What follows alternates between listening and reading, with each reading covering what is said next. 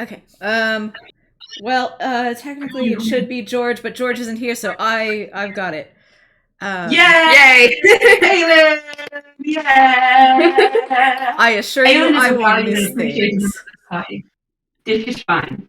But here is my 60-second pitch for what happened last time.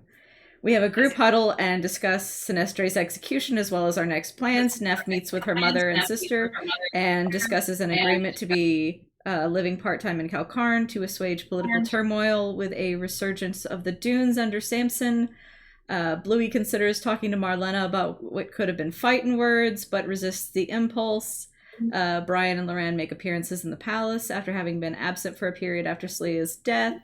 Sinestre is executed and her body fed to spiders and her bones sent back to be sent back to her family. Slea and Gerald discuss the execution and executions in general, and the group all bids Neff goodbye at the teleportation circle. Sounds about right. It does. Now, can I ask if anybody else remembers this one detail? Because it's been on our minds and we haven't been able to figure it out. Danielle went with Neff, didn't she? Yes. Yes. Good. Did she? Awesome. Did she? Because I thought she stayed with Lucas. That's what I thought too. Oh. Okay. We're 2 for 2. Emma, you're the DM. What would she have exactly. done?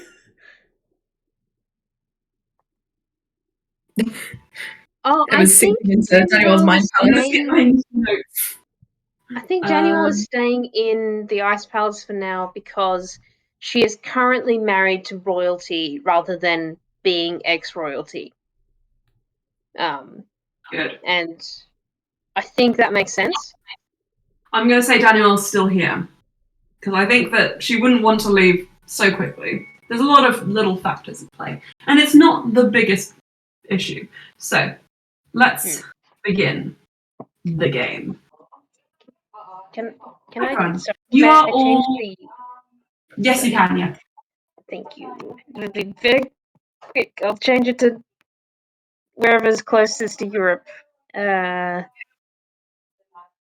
Russia? Rotterdam. Not Russia. Rotterdam. Russia. They'll spy we're gay and put us in prison. Anyway. More likely than you think. More likely than you think. No? Yes? I can't see Anna either. Oh, man. Oh. Maybe restart your camera, Anna? Oh, no.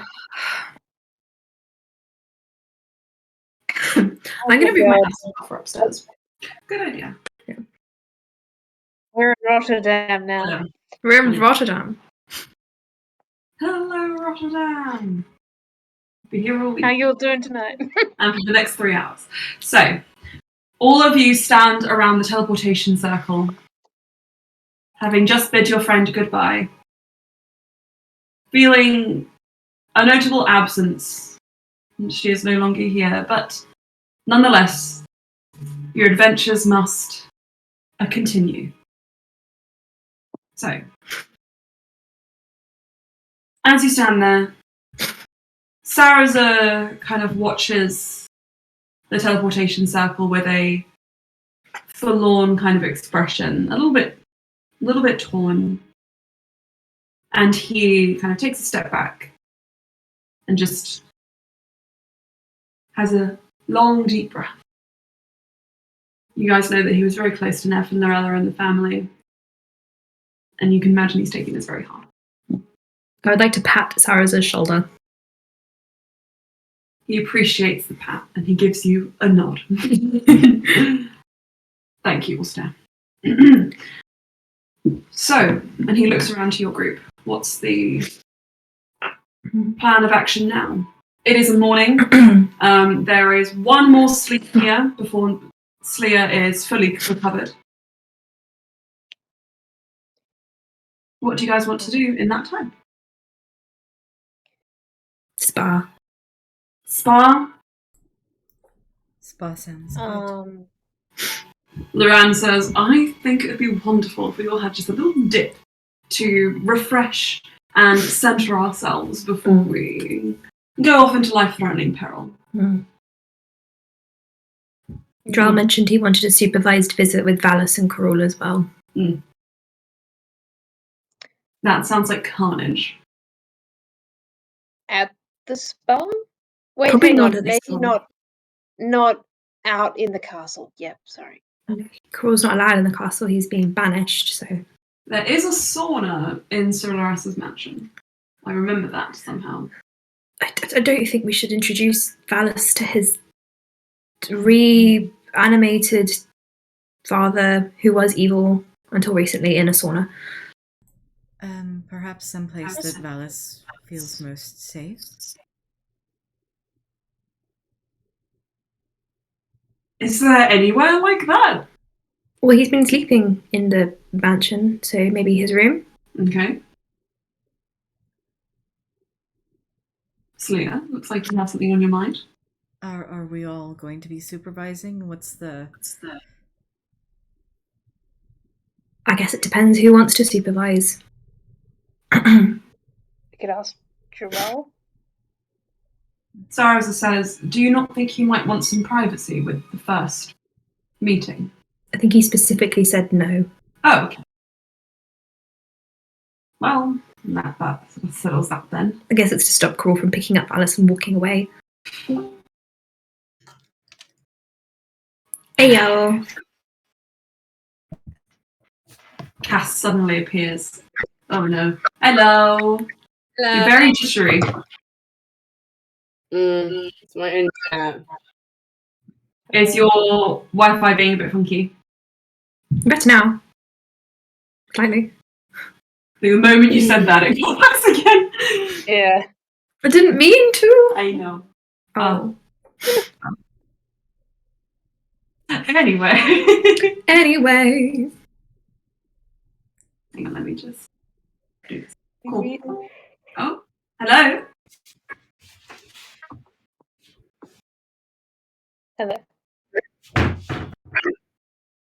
Georgia. Hello. Hello. Can you hear us? Yes, I can hear you. Okay, that's good. I'll sort camera out in a second. I will have to clear off soon for another meeting, annoyingly, but yes. Don't worry. We're just deciding what to do with the rest of this day. So, Daniel heads over to Sarah's side, sniffling, and tackles him into a big hug, and just says, "Why do they have to leave so soon?" And she just starts crying, having a little wail into his shoulder. Lucas looks conflicted and goes over to her and just kind of is consoling her as best he can. And Sarah looks over to you guys and just says, "I think I might settle her down somewhere with Lucas, and then I'll come find you. You'll be either in the spa or in the mansion." Suppose, yeah. Maybe we should put a wing aside for them to redo their honeymoon tonight, since it was ruined. Lucas blinks and then just says, "Right, yes, good, I can send flowers over. thank you." I think there's going to be a lot of crying and trauma bonding involved. So maybe some cake as well. Cake? Ice cream? Ice cream, Yeah. Great. And Sarah takes the two of them away. And that leaves the group of you and Loran waiting outside this teleportation circle. And Loran just says, "Right, let's waste no time then, to the spa." And you guys can head over. You know the deal. You know the drill. Down you go. Into your swimmers, into your rashies and your board shorts. Also borrows a rashi to hide his back wounds. Oh, it's far too big. But it is a fun, like... He does like a jellyfish kind of thing with that you do with rashis. He like gulps in lots of water. Yeah. Floats. Yes. I unlocked a core Australian memory just there. I've done that. Yeah. You don't know what a rashi is. You know a swim shirt? You can do the same thing. And you can bubble it up. You don't believe me. I do believe you. Oh, you've not Really did unlock a memory in me. It's great. Anyway. Also is bobbing like a jellyfish around the centre. He bobs into the center and goes, "So how's everyone's mental health today?" Loran starts laughing, just very loudly. Is it laughter? Is it sobbing? It's hard to say. Would we like to go around in a circle? Also, I will say Slea would have gone and gotten Farinia for spa day. Okay. Frenia can join in this therapy circle. Frenia is here. There as Cass. well. Freya is here. Lesbians here. Do you want Itie to be here? Or do you want to leave her considering the...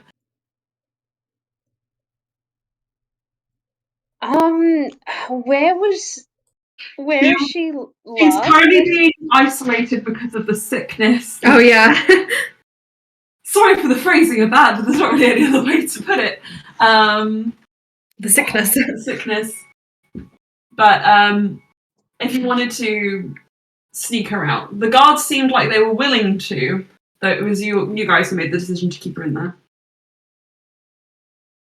I think Ulster would be like, maybe if we want to visit IT, we go in rather than take her out. Okay. I'll make sure to, at some point today, head in. Yeah. Although maybe next time we need to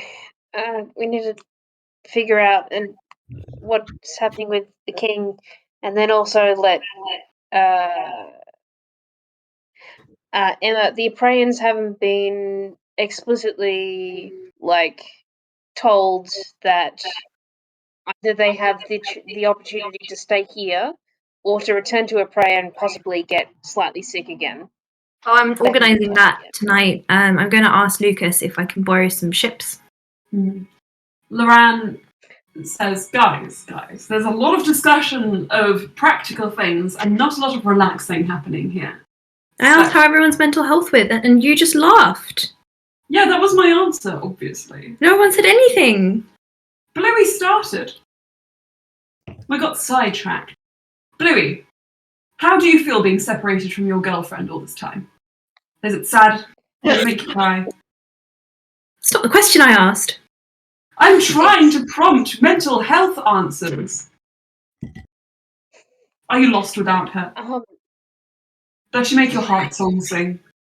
Ulster sends a wave of water into Loran's face.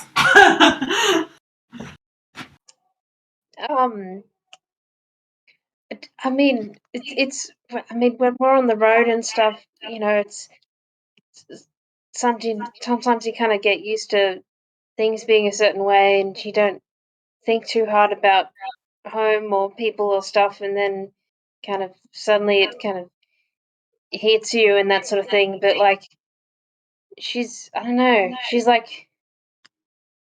right outside, and it's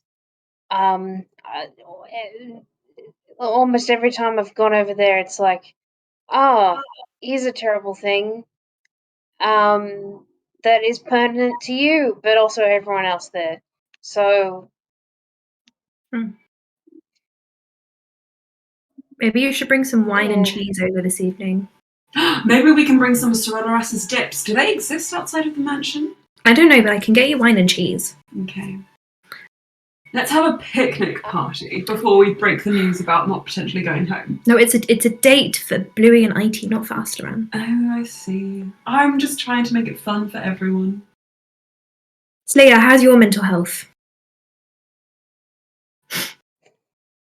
Bluey whips around. Look at Slea. Also still bobbing in the centre. Obviously. Slea's probably latched onto Faridia, and at that question she's just like, and then just kind of real bobs good, back. Right. Is Cass here or is Cass on call? Cass might be on her. Right. Pretend Ulster asks Cass, and then Loran, how's your mental health? An honest answer. Mm-hmm. Okay.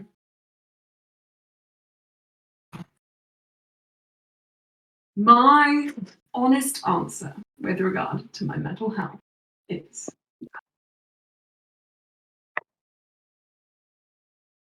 roll a persuasion check, Ulster, to see how honest. Two dice. Oh! Who should go get those? Dice. Right. Hang on a second. Oh, you've just been up here without dice. That's quite funny. The dragon game. Dice? What do you mean dice? So cinematic, we just don't need them.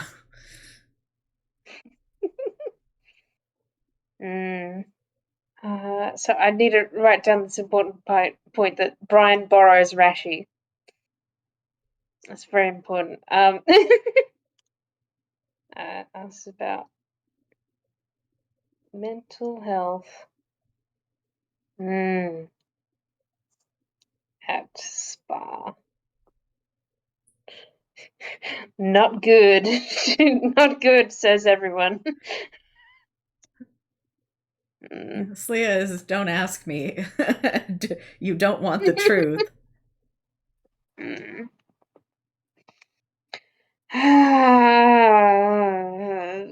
Dice. Lala's having a little drink. Aww. Oh. Nice.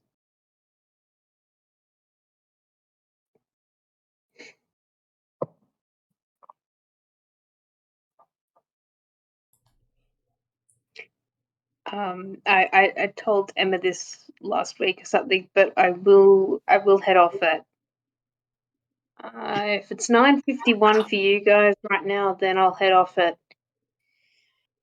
12 p.m. Oh yeah, that's fine. Yeah. Oh, what? Where's my sleeping? Ow! Ah, shit! What? You're right. Where's his claw just went right into my leg? See if it's bleeding. I'm going to turn off the camera if you want. Fine. Sorry, my Do you music want to went. check? Yeah. It's just there. It's okay. It's alright. That happens. Basil? You got some isopropyl alcohol or something? It's fine. I'm fine. Oh yeah, I was rolling a persuasion check. I'll Yes, do that. please. What hurts though? 12 plus. Plush. Give me a second. I think it's plus 7. 19. 19. Okay. Lauren smiles and he just says, well, I'm currently adjusting to the reality that my arch nemesis is back in action and here on the material plane once more. I'm facing up to the fact that I'm in fact veering closer and closer to evil every single day. Ooh, I saw that coming. I broke reality with some magic that I did for Ulster, and it's taxing and took a lot of effort, and I'm amazing. And that gives me a strange superiority complex, even though I feel really shit about myself. So I'm currently living between a narcissistic situation where I just am amazing and infallible, and every day when I go to sleep, I'm falling apart on the inside. Oh. I'm also super sexy. But that goes without saying. At least I've got that going for me. And I have some children on the way. And I have my husband here, who's almost been taken away from me more than once and was possessed again by St. Martians. Ulster kind of swims towards Loran and climbs up and hugs him. This is not good. You guys should have given better answers. Mine was the best. That is very concerning. He winks at you. When you say evil, can you unpack this statement? No. Can you roll a persuasion? 15 plus 7 is 22. 22. I can't unpack it.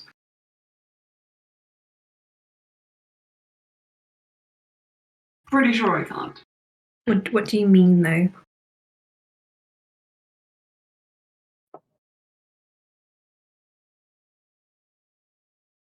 The current vibe is that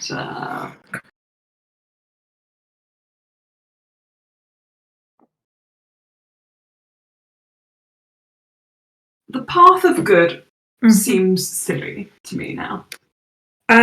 Yes, can you unpack that bit? Okay, that bit. What is the point in helping people you don't know when the ones you love are at risk of death and danger every single day? Especially if the reason they're at risk of death and danger is because they're helping the common people. Woo! Because we live in a world that we need to protect in order to make it safe. I just don't see it that way. Right. Oh, George, can you turn your mic off? It's a big echo. Thank you. Or the volume. Right, well, that's really concerning, Loran. At least it's now on the open.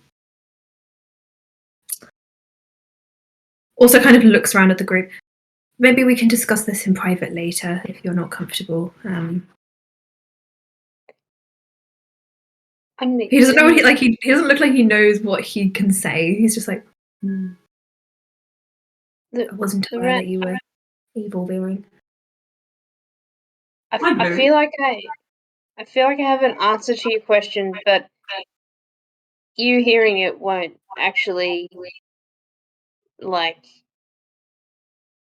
change the way you feel, and it might just be a bit. The reason we help people we don't know is maybe we are people who are not known by everybody, and so we'd hope for the same to happen to us, helped by strangers. But I get what you mean, a bit. So. But you get what he means. Louis. Loran leans forward. An unexpected development. I always saw you as the antithesis of myself. Well, in that, pretty much everyone here loves, someone dearly. Mm-hmm. People, multiple people. And we've been through so much. And even when we've had to take a forced break, it hasn't been much of a break. And our time together, not guaranteed long, despite the fact that we might want it to be. Bluey, she has it so that the water goes up to her nose, so she can hear and breathe. But yeah, very bubbly. Ulster stands up. You all know that if we don't do these things and save the world, that everyone is going to die, right? Right? You all know that. The power to do something, which gives us responsibility to act. Oh, I know. I don't want us to stop. Yeah. Ulster looks at Cass. Cass, please. Sorry, I'm a little exactly we discussing? Loran has basically said that he doesn't care about the common people. And saving them comes second in his mind to saving the people he loves. Right. Yeah, Cass is adamantly opposed to this. Do we not have a duty to save everyone.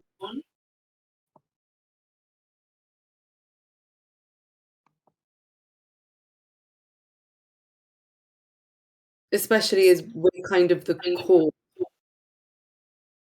These people are being hurt to get at us or to cause us issues. So shouldn't we at least try to help them? Not to Evil mention people. that your children will be born into this world. And you need to give them a place to live in.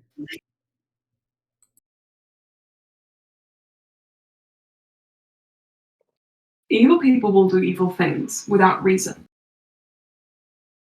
That is a fact. I don't think any of us have done anything to deserve this. To say that we are the cause of this, in my opinion, I don't know if that's 100% true. But I understand where you're coming from. Mm-hmm. The reason that I feel this way personally is because, well, you know what? I don't really know. But the way I look at it, we have the favour of gods on our side. We are extraordinarily powerful. We could win this, sure. But what's the point in saving the world if we lose ourselves along the way? If we lose our minds, if one of us dies permanently? And that seems pointless to me. I would rather not. Also, I intend to be here for a very long time with my children. can I interrupt really quickly? Alsa's flapped his way over to Sleer and just whispers to her in Undercommon, "Can you message Saraza, please, to bring him here?" Oh no. Besides, if I wasn't here, you'd still do just fine. Sleia just nods to Ulster and kind of like dips behind Verinia to send the message. In response to that, I think but helping them isn't exactly divorced from what we're planning on doing anyway. Elijah is the cause of the sickness, and we have already said that we're going to have to try and take him down. So this isn't a wild tour on the path that we've already got. This is very much linked and part of it. He's going to bring Tiamat through. Loran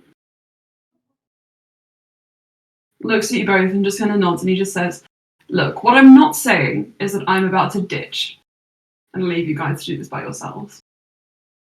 I'm not exactly promising that I'm not going to take You can't remove me without my permission, Ran. Anyway. Oh, Lala, Basil wants more. I'm going to put it in the other room because it's really long. Loran does say, I think if I'm going to stay here and help you, which I am, I've not got any plans to do otherwise, then you should at least know what my motives are, I suppose. The only reason I'm here is because Ulster is here. And because you guys have come this far. And I've come this far with you. And I don't want to abandon you. But I'm not doing this for any other reason. I'm not doing this for anyone else except the people here. And so long as we're on the same page, and so long as you know I'm not going to go through any extra effort saving anyone outside of this room, then I think we're fine, right? Also, Sarazer gets a message. You are needed in the spa. And that is all he gets. He's going a bit crazy. Oh. Also looks very uncomfortable. Like Cass doesn't look exactly happy with that, but she also can understand it. So she's not gonna be like, you have to save everybody in equal measure, because like she's just not gonna bother. But she, yeah, I would say not necessarily happy, but understanding. I'm surprised that of everyone, Bluey is the most on my side. I won't say that came as a shock. I was really hoping on you, Cass. And he looks and gives you a smile. Stop being on sides. Well, we're all on the same side, but perhaps on different ideological sides. So long as we're all heading in the same direction, it doesn't matter why we're walking, does it? It doesn't matter where we're going. Suppose not. Just as long as no one else trips us along the way. Well, I have no intention of. I think, if anything, Cruel is the one you should be most wary of. Cruel's not going to do anything. You also can't kidnap people to stop them from doing things, Loran.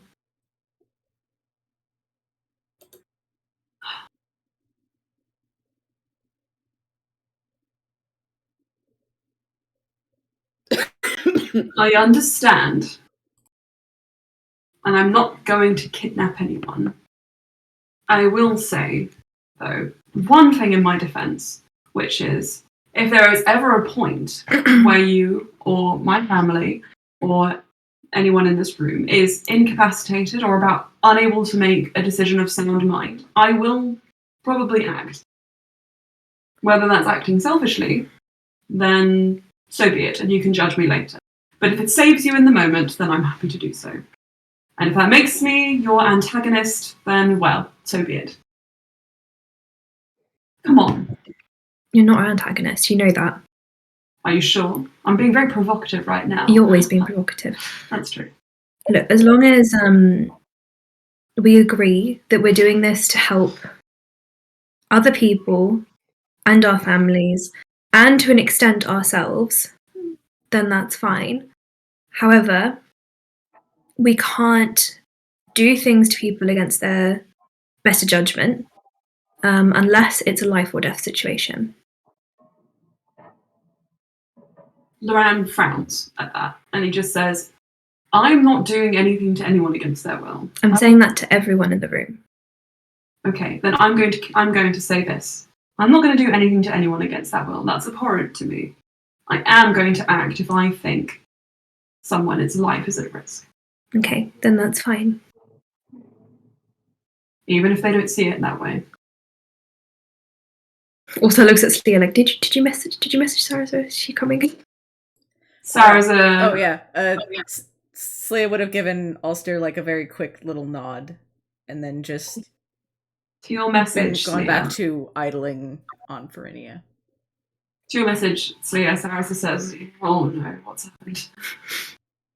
She does not do another sending. You can sense urgency through your telepathic connection. Smash cut, Sarah's a running. The clap, clap, clap, clap. I will say, if anybody wants to get any insight for Slia, she rolled a 21 deception. No. I know. Nope. I just want to give it a go. What are you again? +2.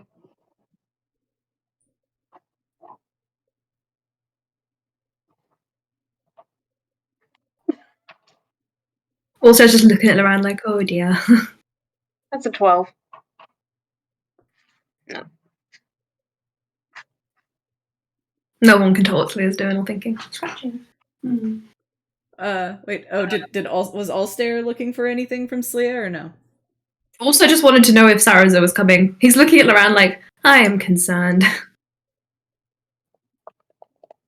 You're right. Yes. I am fine. He might be the only one to pick up that like Slia's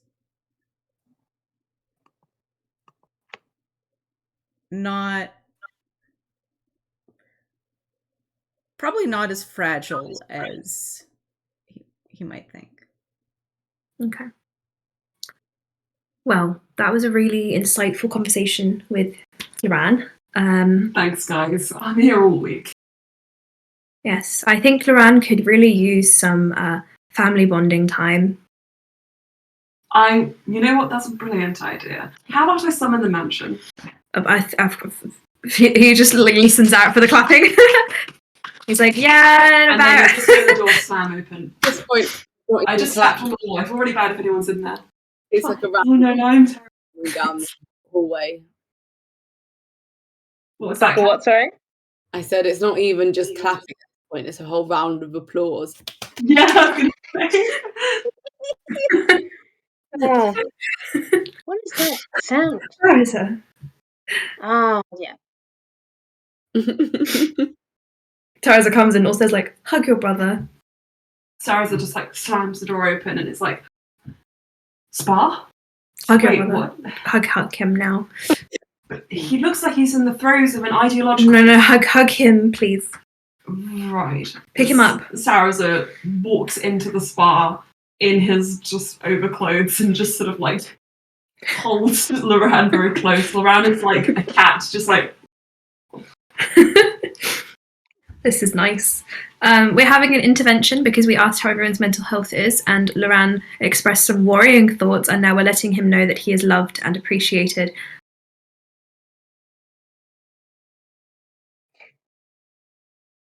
And Loran, speaking as myself, I love and appreciate you. I love and appreciate you. This is like a cult. Saraza says, I love and appreciate you. And Loran goes, gross. Just goes up and punches his arm. There you go, that's what I like to see. Slia just kind of like looks up and is like, I love and appreciate you too, and gives him little like finger guns. Yes. Good And he stuff. also gets a message in his head. Yeah. Some of us can't be saved.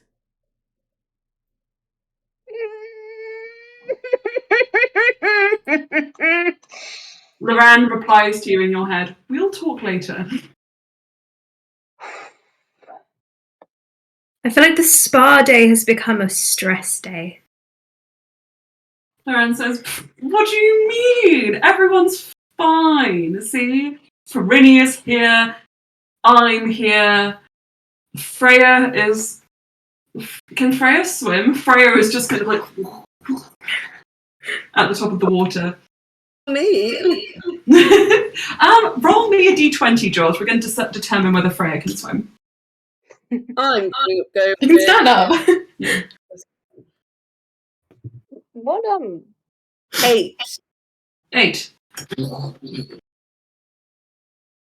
Not realizing that she can stand up. You see her sort of start slowly slipping down as if to distance herself from this conversation, and then Freya's drowning. Oops. I think Kath would like be supporting her and just like holding her up. okay. Then Freya's being dramatic. Ulster will get up and walk over to the ice bucket and pull it so it drenches him. That was really good. You are all concerning, and I am going to leave. Loran says, "Wait." No, he leaves. Wait. He leaves. Bluey, whilst Ulster was getting up, I think Bluey would bob to the side of the spa and go, like, whisper to him, I love and appreciate you. And then she would start to go around to everyone else and be like, I love and appreciate you. That's really cute. Well, the last thing Ulster does is turn and point at Saraza and say, do not let him go. I was going to potentially princess carry you both back up to the mansion. Hold him. I am going for a walk. Where are you going specifically? He's going to find Ral. Okay, but you can't leave without me. And Saraza starts walking out of the bath, still holding Loran. Also puts a bathrobe on. I am being stalked at every turn. He goes to find Ral. Okay. Everybody, we need to go find Gerald, Saraza says. Cass at that point is like, No. Oh. You can all stay. Is it Sara's a private just kind of- conversation with Gerald, or? Oh, also looks back. Anyone can come with me. It's not that I want to have a private conversation with Jarrell. You can get the vibe that he's a bit tense after Sarah's discovery.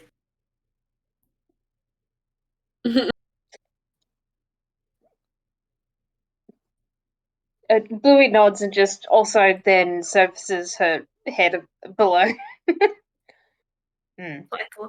Right, goodbye, everyone. Sarah follows you quite closely after, with Loran in his arms still. Okay. You put on your clothes again. Sarah went in fully clothed for some reason, and is sopping wet. Also dries him with a light breeze. Loran is wrapped in a towel. Mm-hmm. I'm fine. Yeah. Yeah. I'm sure.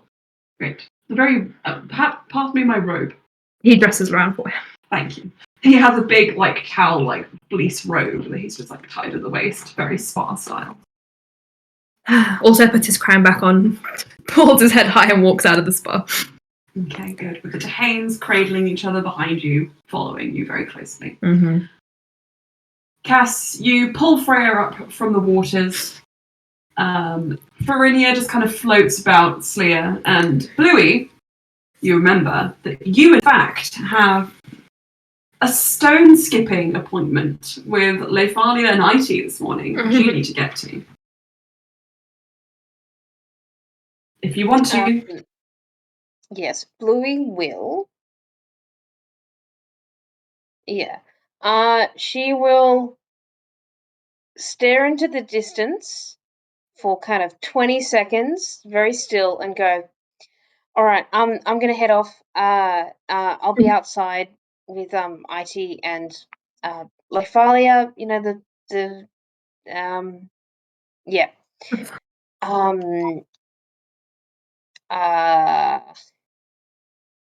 If you it sounds like I may not necessarily be needed back until tonight.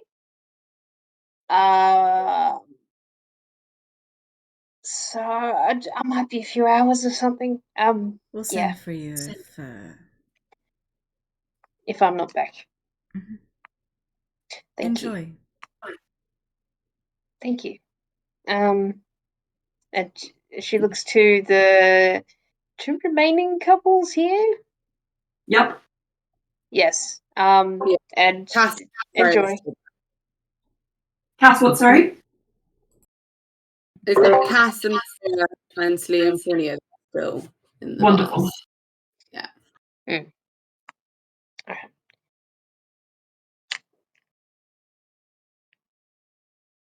Yeah, a wordless little gesture, yeah. And then Blue will head off outside.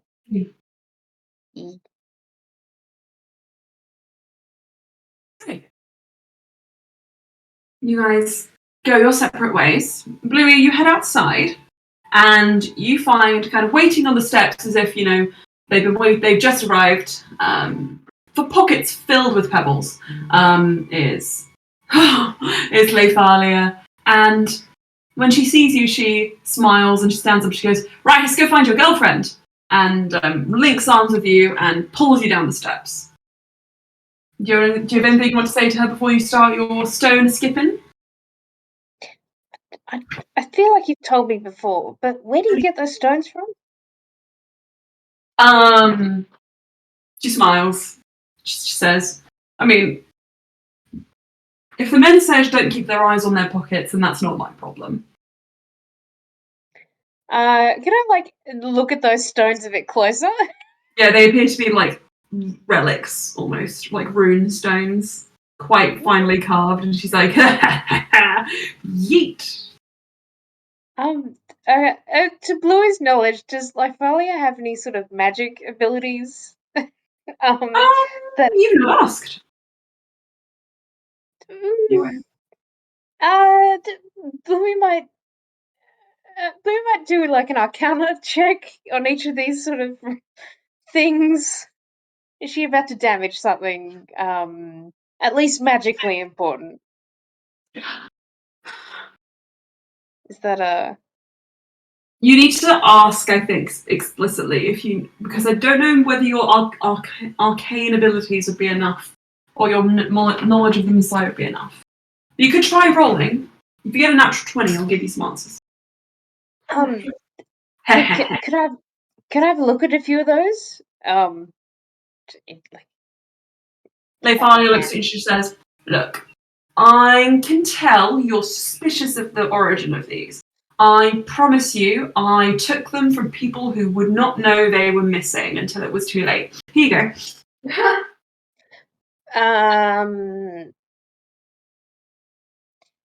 All right. Yeah. If she could do investigation or Arcana now, Yeah. I think Arcana. Okay. She doesn't know kind of the history of the Mesaje or anything, so Sure. if she can detect magic, then that would probably, I don't know. That's 17. Are these magical? 17. Okay. A wimble, a wimble, a wimble, a wimble, a wimble, a wimble, a wimble. When I have bands, I do the second part. He's so cute. Oh, George, did you see the? Oh, you did see the photo we sent you of your new bed, right? I did, yeah. Yes. It's a futon. It's a futon, Japanese style. Anyway, I don't know why I thought of that just then, but Lala reminded me of it. You can sleep on the floor with Lala and Baba.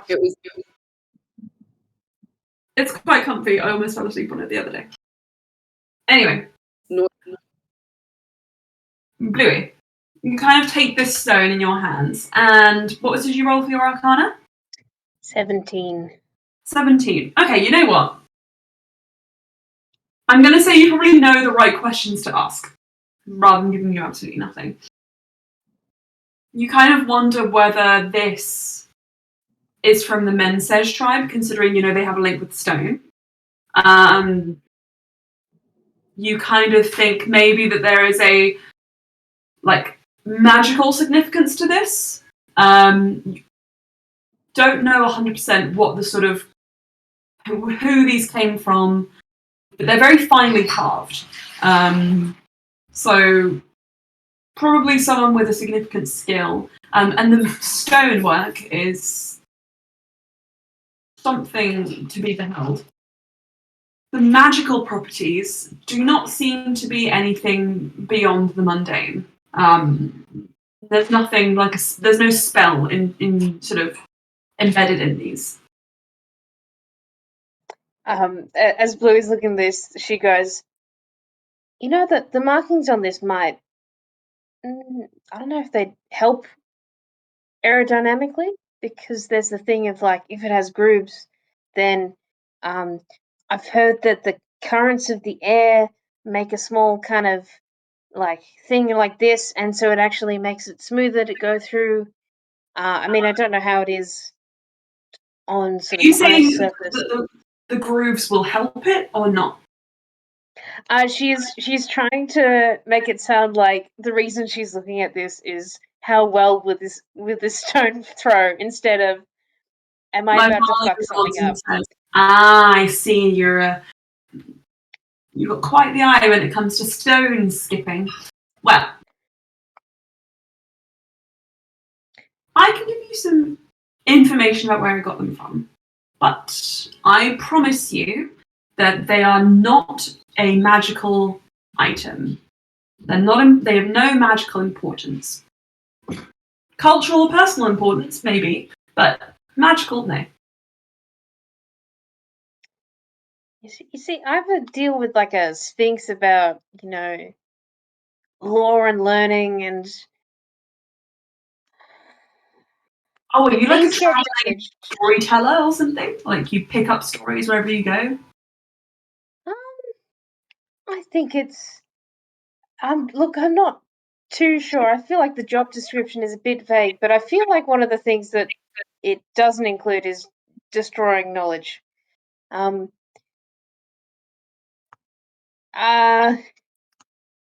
So I you throw say this you stone, don't skip with me. You don't like the stones that I chose for us for our fun day out together. I thought that we had something, that we were going to be best friends. Lyphalia, Yeah. if I throw this stone and it breaks,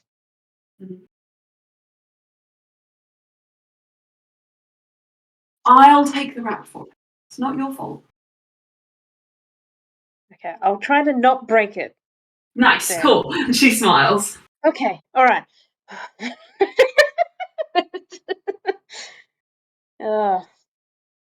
Okay. So you guys head out and you pick up IT. IT seems pleased to see you, but again, the usual tension is there. You can tell, kind of looking over her shoulder, that the Apraean camp is getting a little bit anxious, restless. A lot more people are sitting outside and kind of just like walking the perimeter of their camp than usual. Marlena is nowhere to be seen. But IT smiles and just kind of looks over her shoulder, and when nobody else is looking, she just kind of like hops over the perimeter and she just says, "Okay, let's go!" And holds your hand and swings it between them. And you guys can go and find a nice, like, kind of smooth lake of ice. And Lefalia says, "Right, we get 3 chances each. Furthest throw, I'll give them all these stones as a present."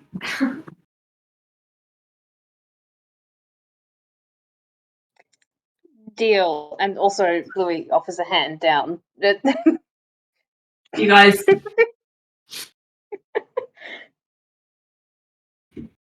guys shake your hands. And alright, so the way it's gonna work is you're gonna roll 3d20. Okay. And the highest roll is your furthest throw. The first one you're gonna roll straight up. And then the next one, if you roll high enough, you can get advantage. Okay.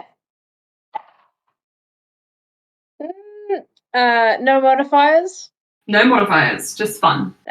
That's a 10. A 10. Okay. Just roll again straight. Go roll one sec. Roll. So, Oh, sorry.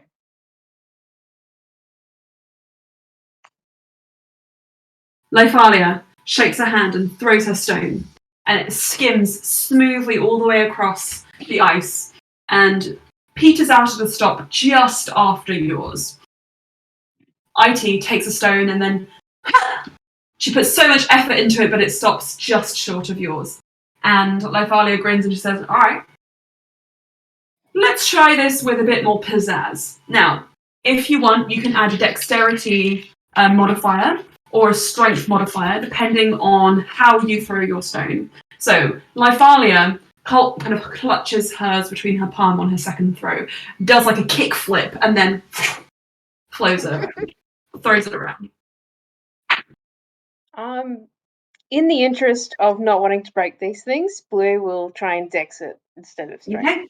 You can add your dex modifier, and you can do it at advantage because you roll double digits.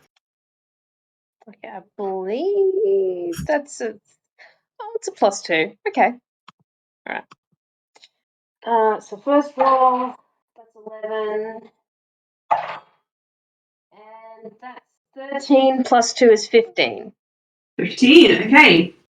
Also, can Yeah. Bluey like crouch next to IT and just be like, oh, can I help it all? I mean, I know we're all competing against each other, but He goes, "I want to win on my own merit!" fuck yeah. Alright. Yeah! But thank you for the support. And she throws it. And all 3 of you throw exactly the same distance. Because everyone got 15. Even on IT throwing just 1 dice and adding nothing to it. Well, I'll be. That's crazy. What are the odds? Right. Last one. Make or break. Okay. Advantage again with the dex. Advantage, and now you can add your proficiency modifier if you wish to. Oh, okay. Which is, I think, 5? Wait, no, are we 6? Proficiency 6? We're 6 Yes, now. please. Oh my god. Blue will definitely, like, when she does it, like, consider the weight of her tail and, like, use it as a bit of leverage or something. Yeah, that is a good idea. That's a bad roll. Oh my god. Okay. 26. Oh! Lyphalia throws it and it goes almost out of sight so far. It falls just a little bit short of her. And then you knock them out of the park. You split their stones apart and you just go all the way through. Oh no, so let them, do you mean separate Like, them or separate them, crack yeah. them? No, Okay, no. right. Lyphalia whoops, because it's such an impressive throw, runs off and goes and picks up all the stones, and IT's like, that was really cool and impressive.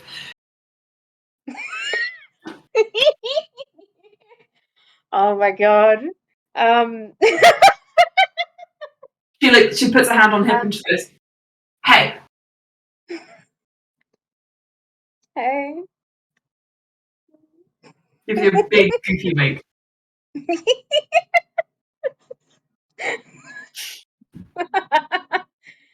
Blue absolutely loves this. She's won something, and I see. Oh yeah. Oh my god. Girlfriend points +1. Satisfaction points. Yeah, you gain 50 satisfaction points. I love that. Oh, it's a doggo. Hello, Doge. So cute. Oh, the ears. Ooh. So long. Wait, can I show you guys this picture of Lala that I took with his huge ears?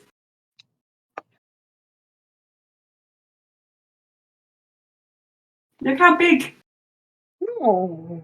Look how big. They're the same height as his whole face. Doris. He's so precious. He's so precious. Doris.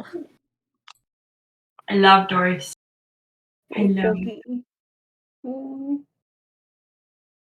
Please. Oh, Lots of love. Yeah. Yeah. Oh, good girl. Bluey, your stone skipping was a success, and Lyphalia hands you the bag of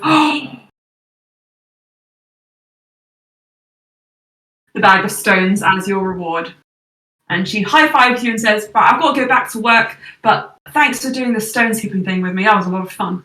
If you're back in the Mesaje, hell yeah." Thank you.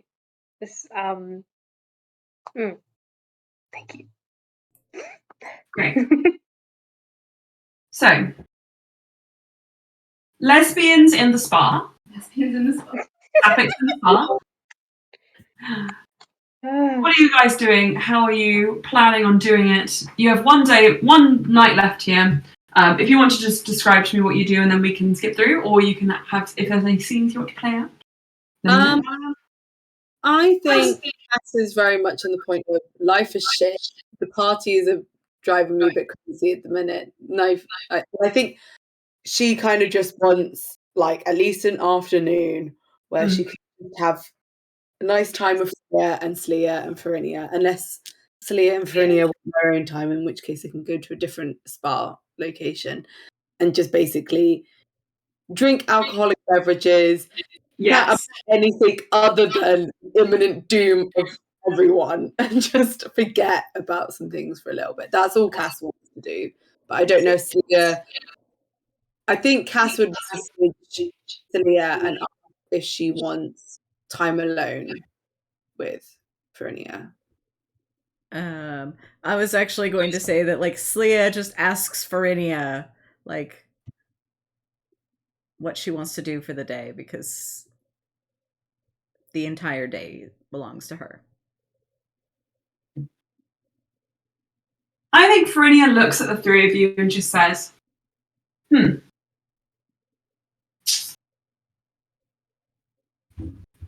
mean, don't know about you guys, but I really like the library. Having a wander around there is always nice, good fun. But I get that's kind of boring for your last day here, so if you guys want to do something by yourselves, then I don't mind. She's smart. She looks at you, Cass and Freya. I think insight check both Sleia and Farinia and basically see like is the vibe they want a romantic afternoon in the library, or is it we kind of want distracting from the fact that it's our last day? Do you know what is Yeah. the? Oh my god! Hang on, if you can see it, yeah, I will. Yeah. Natural 20, Yeah. so 22. I think I don't know what Slea's vibe is, but Ferinia's vibe is that she wants a bit of a distraction. She wants a bit of distraction. I was like, could I have And insight she- checked for Nia? Sure. Okay. Advantage because wife? I mean, I would say you probably don't really need to, but yes. Oh, you can, okay. because- to know that. But yes, advantage because wife. Uh, A wimble. He looks like he's wearing a little onesie. it's a 26. Like this fluffy just bounces. Yeah. A 26? Yes. You can tell. Like any other reads that I can get with a 26? She wants a distraction from the fact that you're going to be your last day together. And I think you can tell that she's...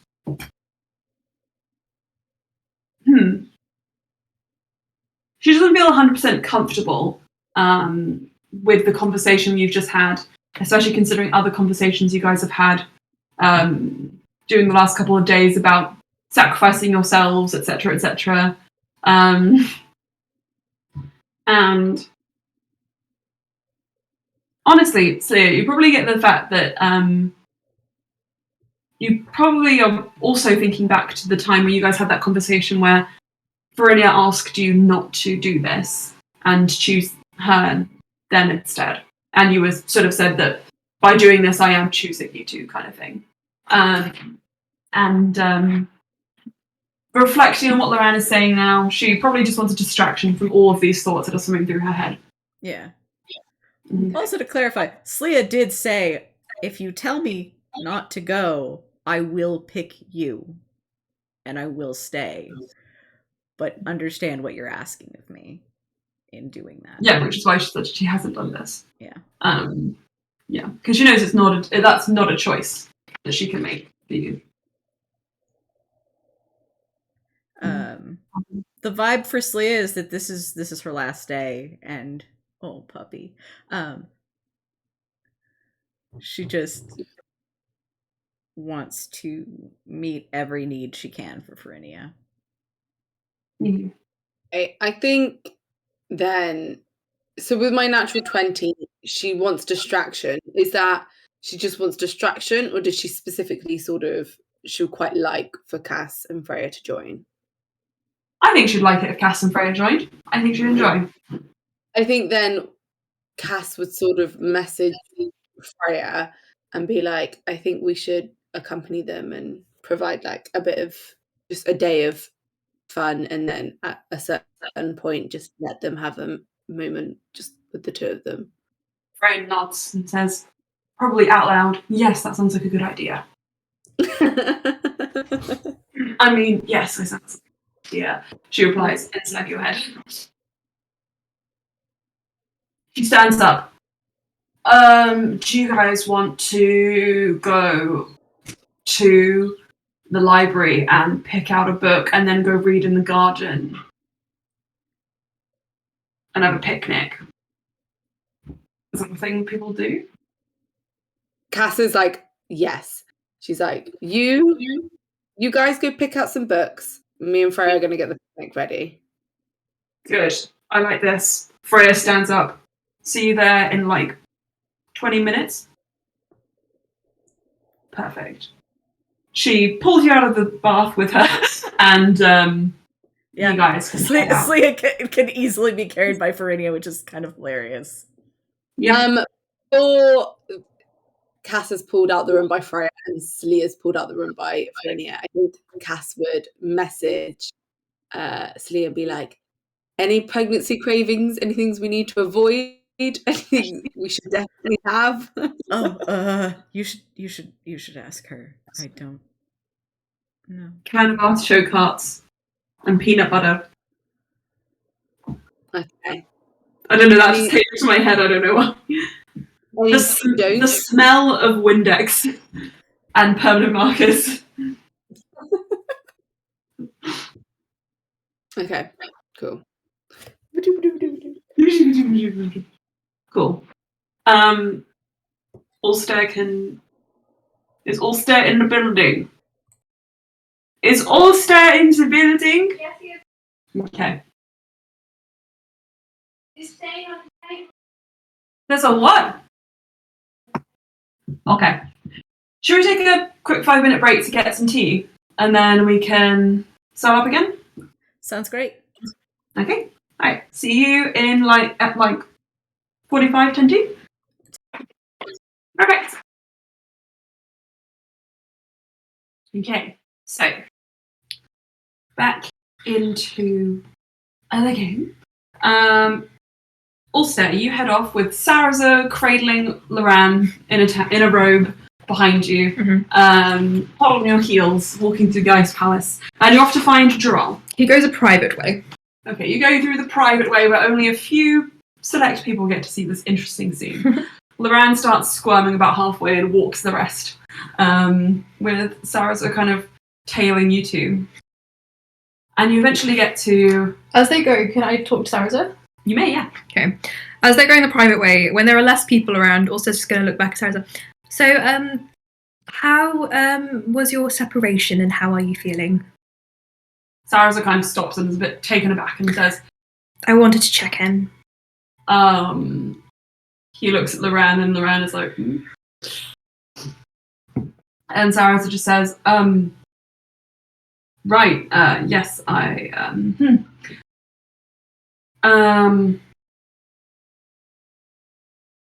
mean, I kind of had the realization that, it wasn't working. And that's it. There's nothing really more to say about it, honestly. Can I insight check him? Sure. 23. There is more to say about it. Saraza, I wanted to check in because you can talk to me and you can talk to Loran. Loran says, you can always talk to me. And smiles. That sounded sarcastic, but I'm inclined to believe that you're honest, he says to Loran. And then he says, of course, Ulster, I know. I can trust you with everything. It's just this is very personal. And I don't want to say anything that would upset. Well, I don't want to say anything that would upset myself or Lorella or you. But it's about how you feel. And if you need to talk about things, then you should be entitled to. We checked in on everyone else's mental health, but no one's really asked you about yours. Make a persuasion check, please. 21. He nods and just says, well, right, so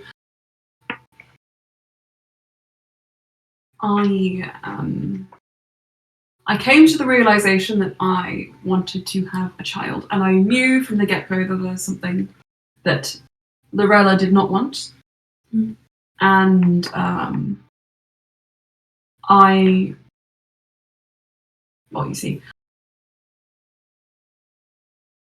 also thought that was what I wanted. And we married with that in mind, thinking that the families that we had currently were the families we would always have, and that was it. But I think I always knew that that wasn't entirely correct. I just didn't let myself kind of feel those feelings. And I don't even know if I'll ever fall in love again, to be honest. I don't even know if I'm capable of it anymore. I don't think that's true. You're quite young. You'll be the first to say it. What, you're only 200? People often think older because of the grey, but that's all stress, actually. I've always been grey. If you calculated it, Lorella was older than I was, but still, that doesn't really mean anything once one of you lived 200 years or so. Regardless, if I have the capacity to fall in love again remains unknown. But it would have been selfish of me to stay with her, knowing that I wanted something that she wouldn't ever want to have again. Or if I pressured her in any way, I would never have been able to forgive myself. Understandable. Her family is my family. I still see it that way. Neff and Daniel are the closest I may ever have to children with mine, I suppose. And of course, I see all of you as my family. Though I won't assign any of you roles other than Loran. Sometimes I see Sleer as a sibling in arms and sometimes a mother figure. I'm sure everyone feels the same. Cass is often an aunt, you know, chaotic and full of alcohol, but also like a child. Yeah. I mean, Cass is older than I am, and I still see Cass as a little sister sometimes. Bluey is definitely a little sister. It's nice. But you know that if you're struggling in the aftermath, you can talk to us and anything you need. I don't want you to feel like you can have to put your feelings on the back burner just because of everything that's happening. Old habits are hard to shake, also. Well, we've shaken plenty of them. What's one more? I mean, you guys are actually in the same room, which is nice. That was the first one to go. Loran and Sarah kind of look at each other. Can't really believe it, can you? Sarah says, not particularly, no. I always believed it. I know you did. They don't really say any more than that. I'm getting the impression there's not really any need to. Ulster pats both of their backs, holds both of their hands, and just charges forward. Humming very loudly. Sarah smiles and eventually releases your hand and lets you two track ahead. He swings around hand. It's like, this was a good conversation. Plug in my and I fell. You fell. Fine. Sarah nods, kind of puts his hands at his back and just kind of very casually walks alongside you. Now, we are going to ask Dural about his first meeting with Corul and Valis together to make sure it is in a safe environment. So we will plan that out and see how it goes. Loran sort of says, Ulster, I don't know if anybody else feels the same, but should we actually be in the same room while this is all happening? Considering our history. You mean us? Especially you, myself, and Sarah, though. I didn't ask you guys to come. But I'm glad you're here. Loran kind of like, I can leave if you want. No, it's fine. I think it's okay. Dural said that he wanted people to be there, so I assume that means that it's fine if we're there. Well, we're not doing it right now. It's just making sure that it's safe and when he wants to do it. Sarasa leans down and whispers in your ear, this would probably be a very good time to say that you really want him to be here. Loran, I always want you to be here. Really want you to be here. I'm sure you do. He pats you on the head. I get very sad when you're not here. In fact, sometimes I get shakes. Is that too much? Anyway. Yeah. So we will talk to Dural, and then anyone who wants to be there, it will be like a big supervised play date. Just that Corul is an ex-evil villain. He will be meeting his child that he sent to a cult to be raised. Not this Corul, though. This Corul didn't do that. But it's still obviously fresh in our minds. This Corul had actually kind of just done that. Oh, really? From what I understand of the timeline. Oh, then this Karul had also just met me. Well, we can hold him accountable for some things then. Anyway, he keeps going. Mm-hmm. So much to do, so much to do. Or had he just done that? When did he make the contract? Mm-hmm. Didn't he have us after the contract? Because he used Alarm to make Butlers. No, Who was the deity, though? no, that was the plot. But I thought Alarm was still the deity that he asked. Ah, right. I thought it was after. I don't think they would. We're just going to discuss a brief timeline problem. One sec.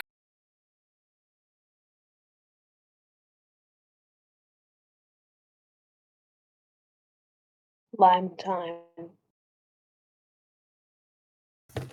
2 dogs. Doris? Oh, babies. Melly? Melly? She's like, I can see you. I don't know why you're calling me. Like a black hole on the bed. Yeah. Doris, Oh my say- God. Doris. No, she's like, leave me the fuck alone. I'm asleep. I'm enjoying my bed. I don't remember ever seeing the two of them together in the same shot. Yeah, usually we don't get to see them unless they're like on the ground.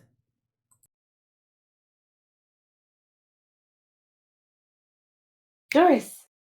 There we go. I should say the three of you, because you're all lovely. Come here. We think we've sorted it. This Karul didn't send Valis to the sisterhood. He was probably thinking about it. Anyway, Ulster goes towards the mansion and knocks. Cerellas opens the door and says, "Since when do you have manners entering my home? I thought most of you just kind of sauntered in here." I always knock. Oh, well, thank you, Ulster, for giving me that courtesy. Good. Come on in. He walks in. Okay. Where's Gerald? I believe Dral is upstairs watching his son currently, has not left. Oh. I've left dips at the door, I believe they are. Ulster smells out the dips to find Gerald's room, knocks on the door. Wow, you could have spent some more time getting to know me and how I've been. I know plenty about you, Cerellas, including the fact you didn't tell my friends that I was possessed. Goodbye. I thought that was funny.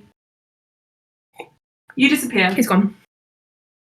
with the Dehanes in tow, and there are dips sort of just like laid outside one of the doors along the sort of like first corridor you come to. He knocks.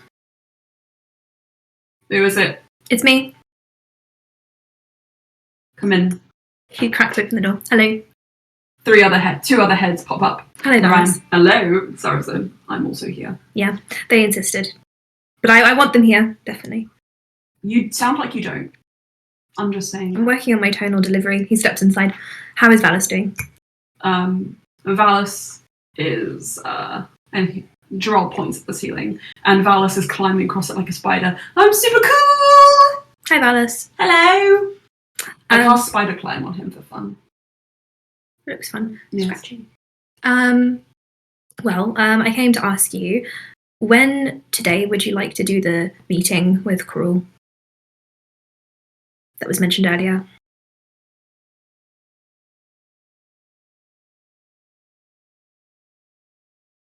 No, maybe tomorrow would be better.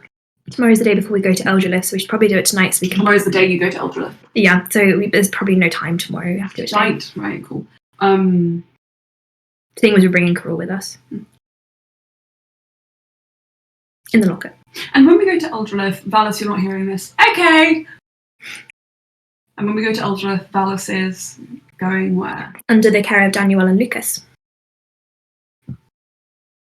And my parents. I don't trust them.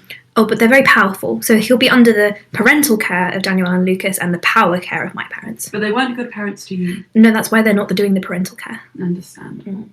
They kept me very safe, apart from Karul, but otherwise very safe. They've learnt their lesson.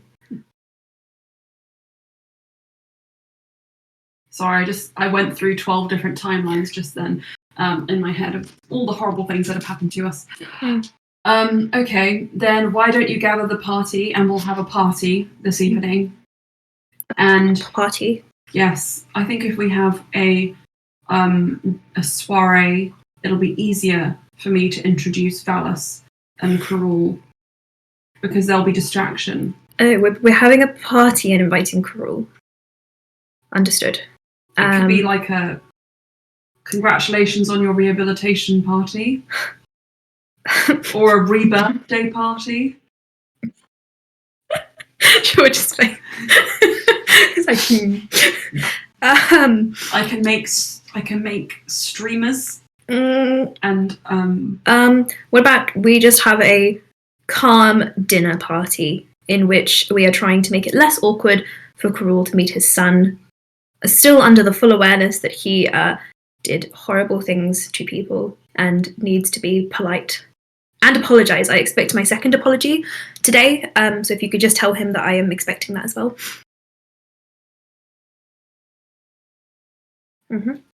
I will be collecting them every day. okay. Yeah. It makes me feel better.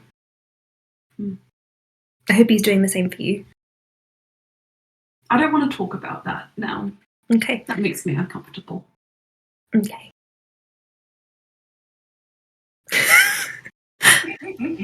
Apologies are good, but I will organise the party. Perhaps we could invite some of Valis's friends, like Barry the Snake. yeah, And Cass. yeah. Everyone in our party should be coming to the party. Good. Um. Do you have any craft paper? Yeah. Yeah. Okay. Yeah. Then Mr. Eldralyth might have some also. I believe it's called creepy paper. Creepy paper. Creepy paper. Mm. Please bring some creepy paper. Anyone who gets that joke, you are of high culture. Surely everyone. Creepy paper. It's crepe paper. Creepy. Creepy paper. I want season 3 to come out. No, season 4. I want it now. Look like a fool. Anna, you have to watch. It's very good. It's very good. It's very good. I've I'm seen the getting movie, good. so I know I'd like it. Yeah. I introduced Emma to it. You need to watch it. And then Emma introduced me. I did. So we watched the movie on Halloween. Yeah. And then we watched the series together this year. And it was great. We're currently rewatching Hill House, which is super fun. Yeah, 1 episode left to go. What if Karul sat with Valis at the kids' table? Hell yeah. I think that's really funny. Aelin also pointed out that Farini will be at the Ice Palace to watch Valis as well if Charles worried. Sick. Which also I would mention. Mm-hmm. Good. Right. I will send out the Sounds like paper. a plan. Why don't you gather everyone in at, let's say, 6 o'clock? Okay. And I will make the arrangements for the party. What's Valis's favourite food?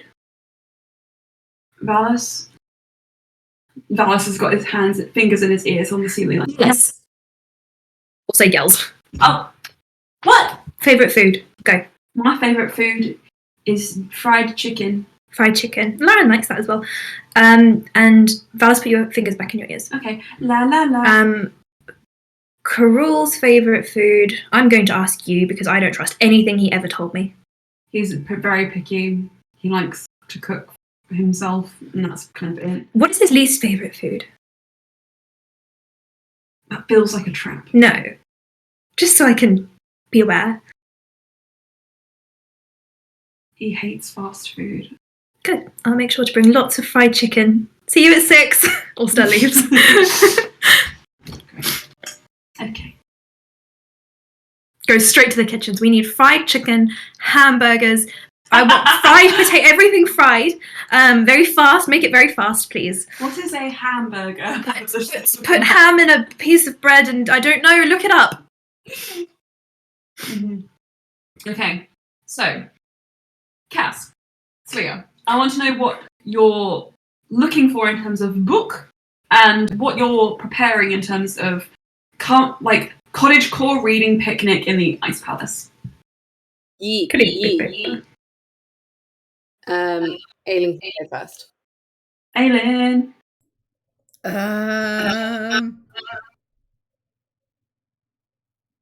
Slee probably just picks up like a history book.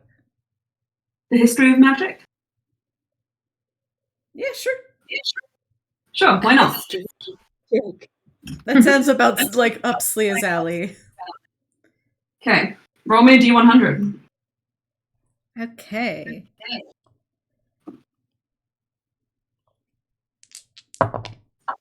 It's a 43.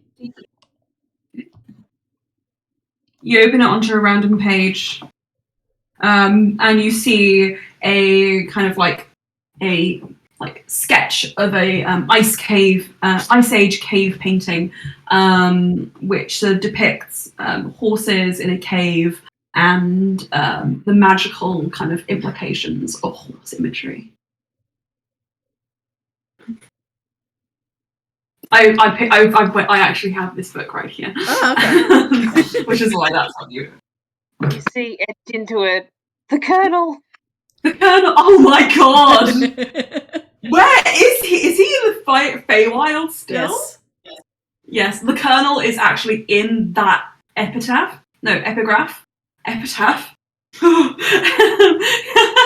He is eternal. He is the bringer of death. And you realise maybe that the Colonel might be an all magical being just beyond her. What does Fernia grab to read? Verinia, I think. Give me a sec.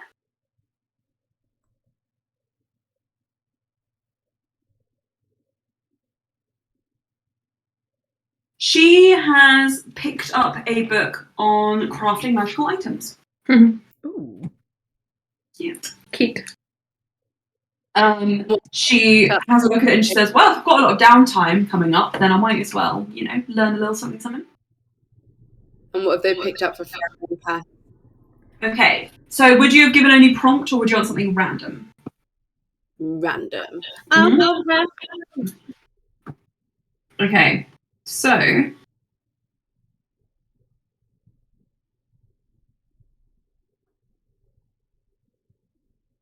I think for Cass, they would have picked up the tales of romance and carousing,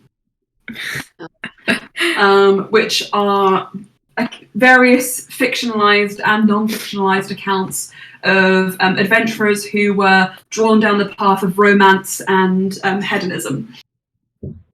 So you get the impression that, considering this is in the Mesaje, it's probably a foreign text imported in, meant to be kind of like a fable, but it was published in such a way that the stories are so salacious it has to be labelled pornography at this point. Excellent. And for Freya, she gets a copy of... I'm just picking something.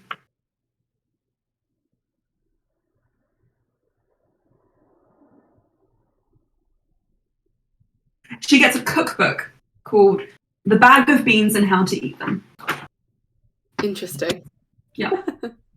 That's it. I have a feeling Freya and Cass are reading from the same book. Yeah.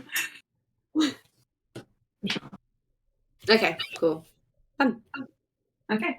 So you guys take that all upstairs. Are you preparing anything in the garden?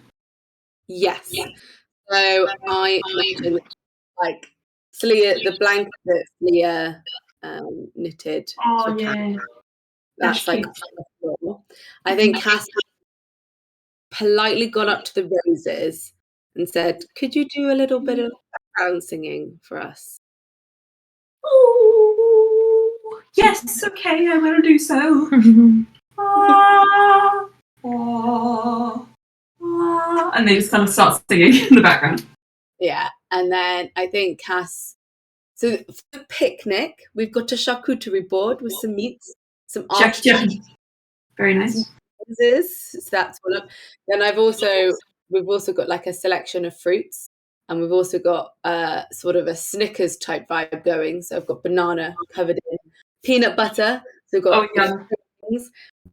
And then we've also got, instead of candles, we've got pens, candle holders. Got the Oh, sense. yes. I love that. I love that so much. That's so funny. And we've also got like a cake, and so we can do the thing where you put like a wine glass in it, Yes. Oh my god, that's so fun. and like a bunch of People fruit. are gonna leave Joel's party to go to yours. No, but you're all coming to Jarrell's party. Yeah, this is the lunchtime party. And I would quite like to try and find a game that we can play. One that is, because I know if we are left up to our own devices and come up with a game, it often turns magical, violent, and competitive. So Cass is wanting to try and find a board game that they can play. Okay. As a, I don't know if there's anything, because I was thinking, like, I think I've now had an idea of like Cass at some point would quite like to make, I think, a board game and craft like figurines from That's really like cute. gemstone. Okay. But obviously, I just had the I thought. love so that so much.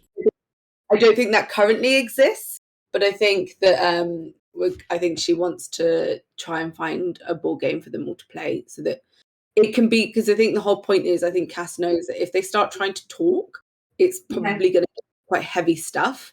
I think she kind of wants to find something for them to do as a distraction. So a board game would be great, but I don't know what exists in the Mesaje. Okay. Well,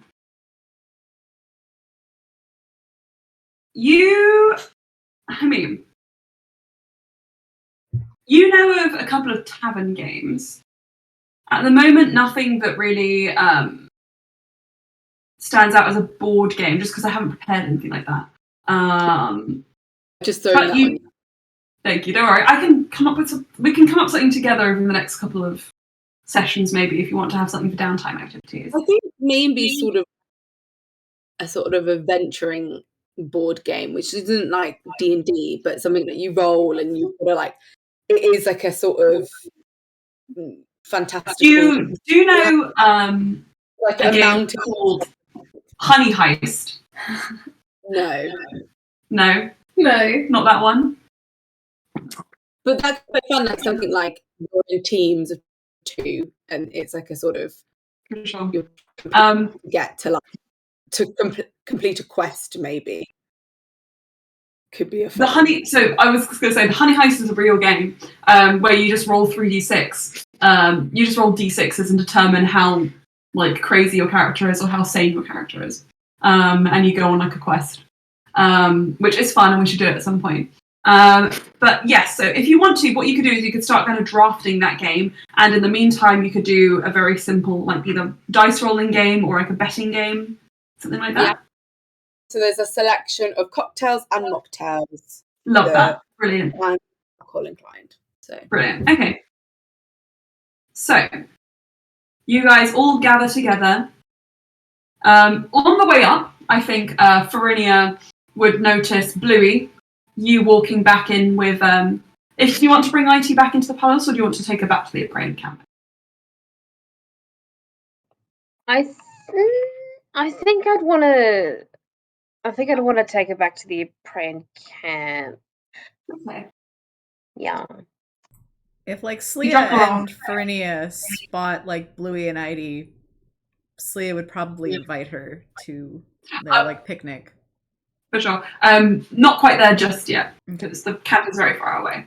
If you drop off IT, then you can kind of wave a goodbye, give her a kiss, and you can tell she's very like. I think Bluey might like take several moments to like stare awkwardly, blushing before. That is completely fine. Mm. You stare longingly at one another before you are viciously parted by the fact that you have to go back to your friends. And as you return, you bump into Slia and Farinia, who invite you to a picnic. Isn't that wonderful? Oh. You sure? Yeah, we're having a picnic in the garden with Cass and Freya. I mean, okay. Me as a player, I don't want to intrude on like this cute moment that, you know, it's two people have got off and done the food and the setting, and the other two got books. I don't like. Blue doesn't know. Sure. It, I think I don't think Cass would view that as intruder. I think Yeah. she would be like, yeah. Yeah. So that's Slia seems I quite think happy Blue, to you know that invite her. you know that it's always a good time when there are more friends there.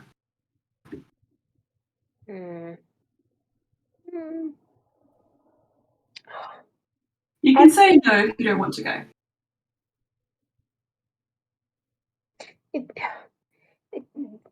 I think Bluey might be kind of maybe slightly preoccupied and a bit on a high of like, oh my God, I won something and I actually thought it was cool.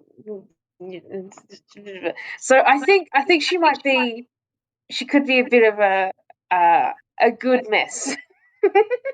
Okay. And Does she I have don't her know. magic sword on her? I don't imagine when she wouldn't. Okay, Slia points out the magic sword to Farinia. Oh. Right, I have 12,000 different questions about that sword, so you are coming. And she just starts pushing you towards the garden. Oh, okay. Yeah. Sorry. Okay. Cool, thank you. That is all fine. So, you guys... Here is like interested in magical items. I think at that point, Cass would also be like, "Ooh, Barry, come out," and like have Barry just sort of like circle them and like have fun. Not necessarily. I think they can all lean against Barry as a seat. For sure. Okay. You guys go and you set up your picnic, you have fun together, and you start reading your books. And you find a lot of interesting stuff in there. History of Magic kind of affirms a lot of stuff that you already know as a knowledge cleric, whilst also giving you some interesting perspectives from other countries, which is great. Then, again, Cass, the stories are salacious, whirlwind romances, heists gone wrong, and so on and so on. It is something that makes Freya immediately throw the cookbook down and sort of snuggle next to you so that she can read along. Bluey, if you want to read the cookbook, you 100% could. The others are sort of like, yeah. Yeah. I think at first sight she'd be like, books? Nah. But then she'd see like maybe the open cookbook and be like, and she like picks at the fruit. Roll me a d4. There it is. Oh, 1. You can learn one recipe from the D&D cookbook, which I will talk with you about later.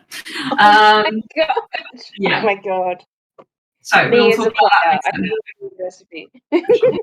You guys are all eating cake, having mocktails and cocktails, having a great time. The roses are singing in the background. What are all your passive perceptions?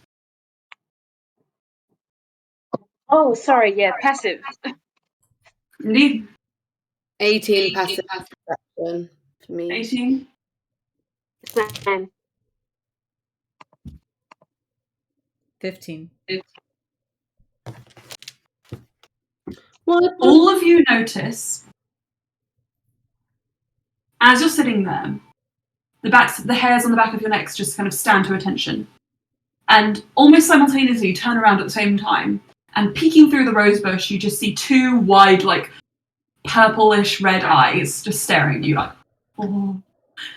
And then the moment they're spotted, they start dashing away. Valid. What was that, Cass?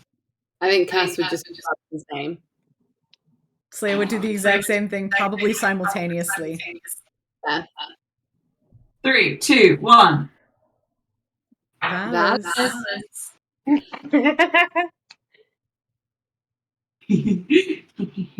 think it's Valis? No. It's Kev! Valis' eyes are gone! The reddish purple eyes? Valis' eyes are gold. That's a very good point. How could I? Of I'm course. really sorry. I'm sorry. I didn't In hear you which say case- Valis. I didn't. I just heard name. I was like, oh.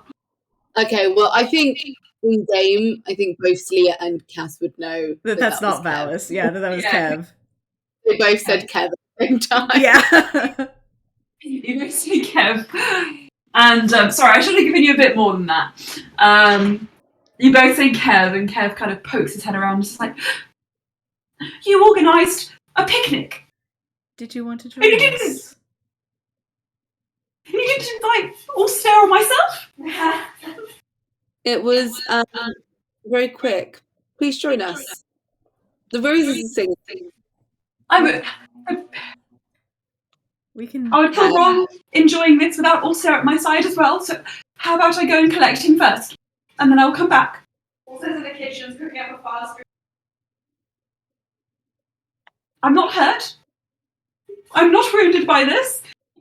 Kev, Yes. it was a spur of the moment thing, and we're inviting you now. It was not a slight on you, and Cass is going to roll persuasion for that. He's just kind of like going, meh.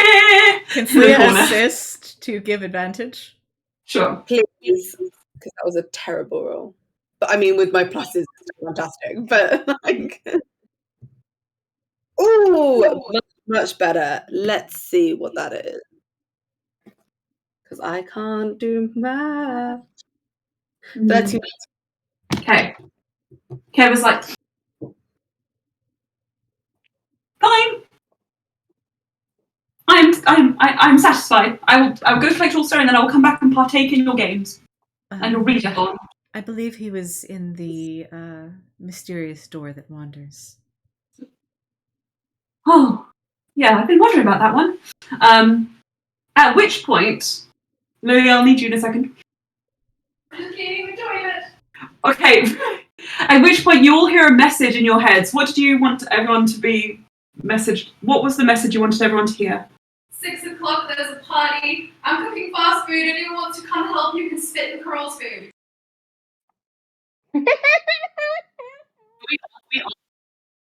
Yeah. Wait, if anyone wants to come help, what? You can spit in Carol's food. Cass's face Oh, is. joke. Cool. How far away is the kitchen? Can she like?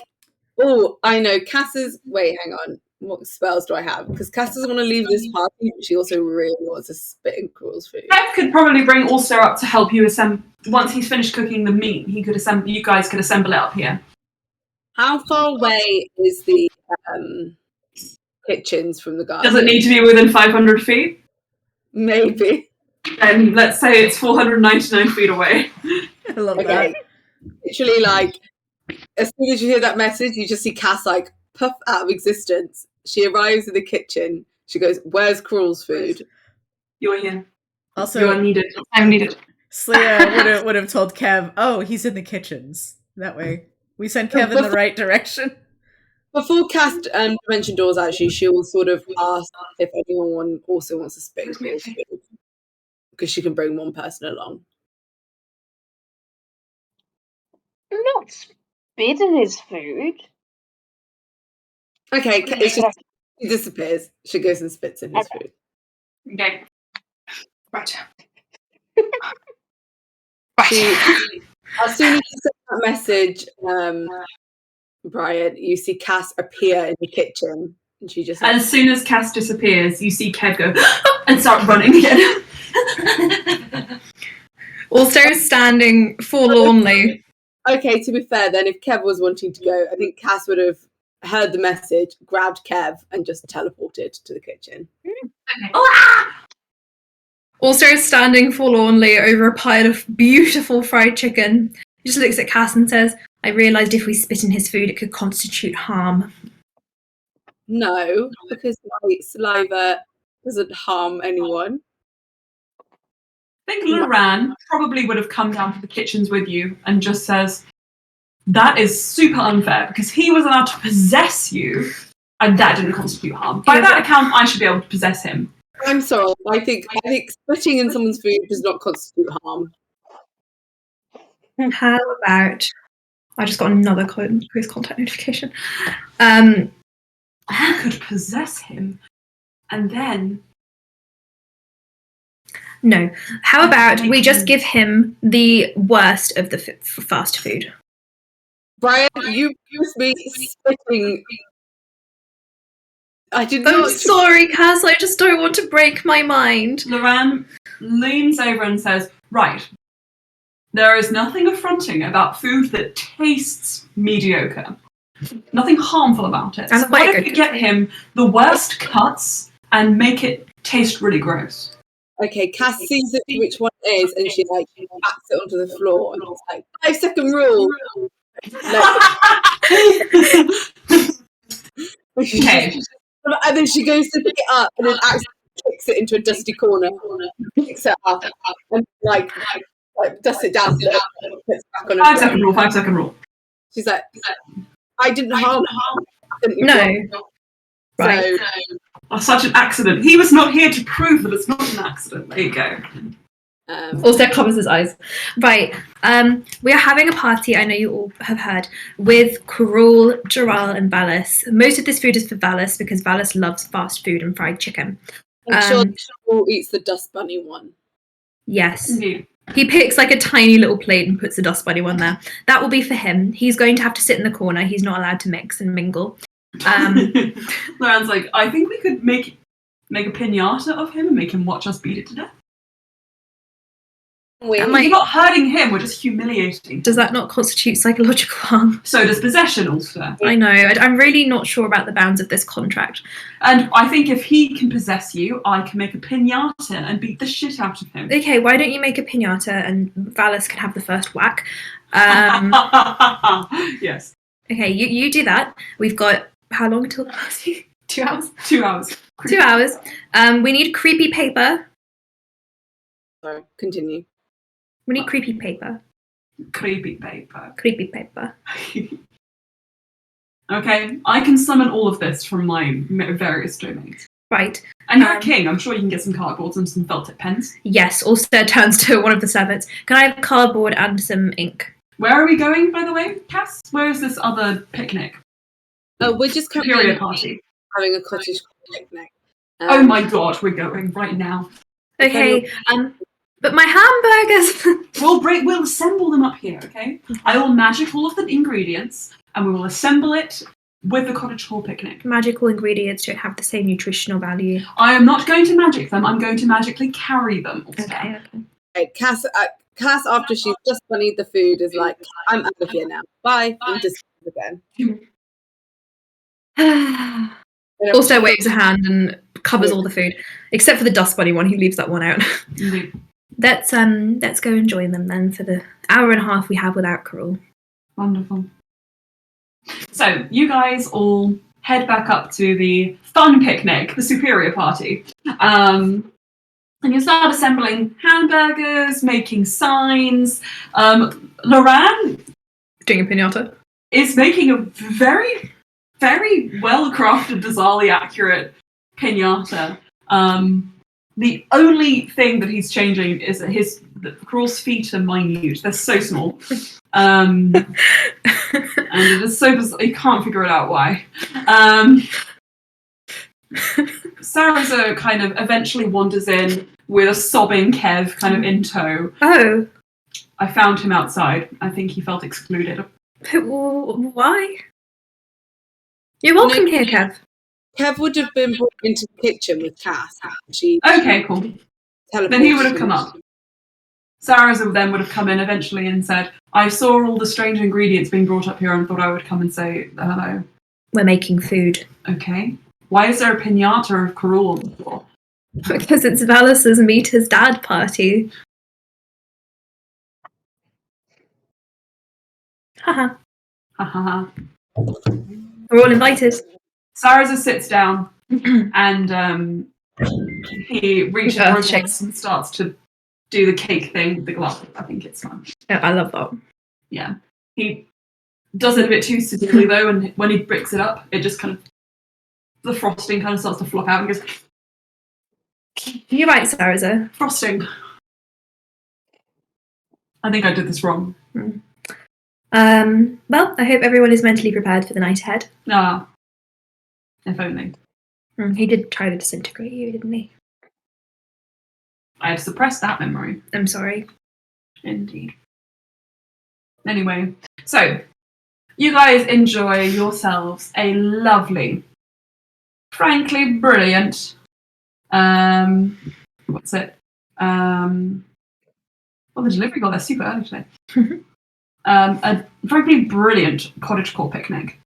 Kev settles down eventually and starts helping you with the creepy paper also and just says, so what is this sign for and what are you writing on it?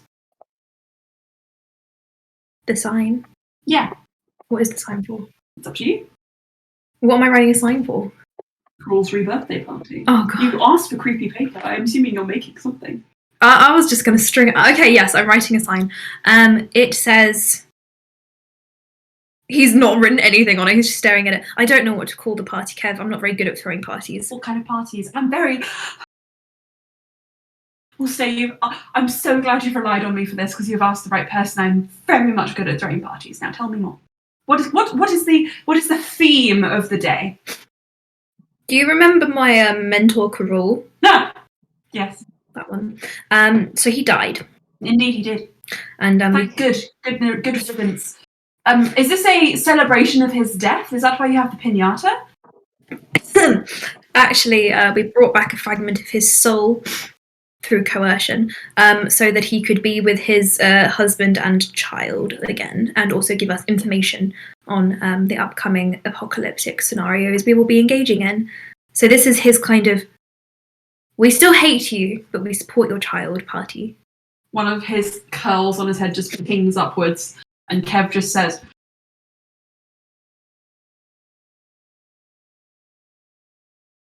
also, I'm really sorry. I hate to break this to you, but I think you were just possessed by like some kind of mad pixie thing for a second, because you said some stuff which I know that you would never say. But what? We're having a party with Karul and his son. So it was real. Slia. Are we all here for this? Yeah. Hell yeah. Okay, so yeah, Slia just kind of like looks over a couple of the items and is just like, shouldn't we be setting a good example for Valis? What do you mean? Loran starts laughing maniacally as he's sewing like a dunce cap onto the top of Crawl's head. No. Piñatas have no correlation with actual violence in children. I wasn't allowed to have them when I was little. That's a bit close. Is this pinata meant for Valis or is it meant for Everyone. us, really? Everyone. Valis gets to go first and give it one solid cathartic whack in the head. Well, I mean, will shouldn't follow. we be setting a good example for Valis to meet his father for the very first time, though? What do you mean?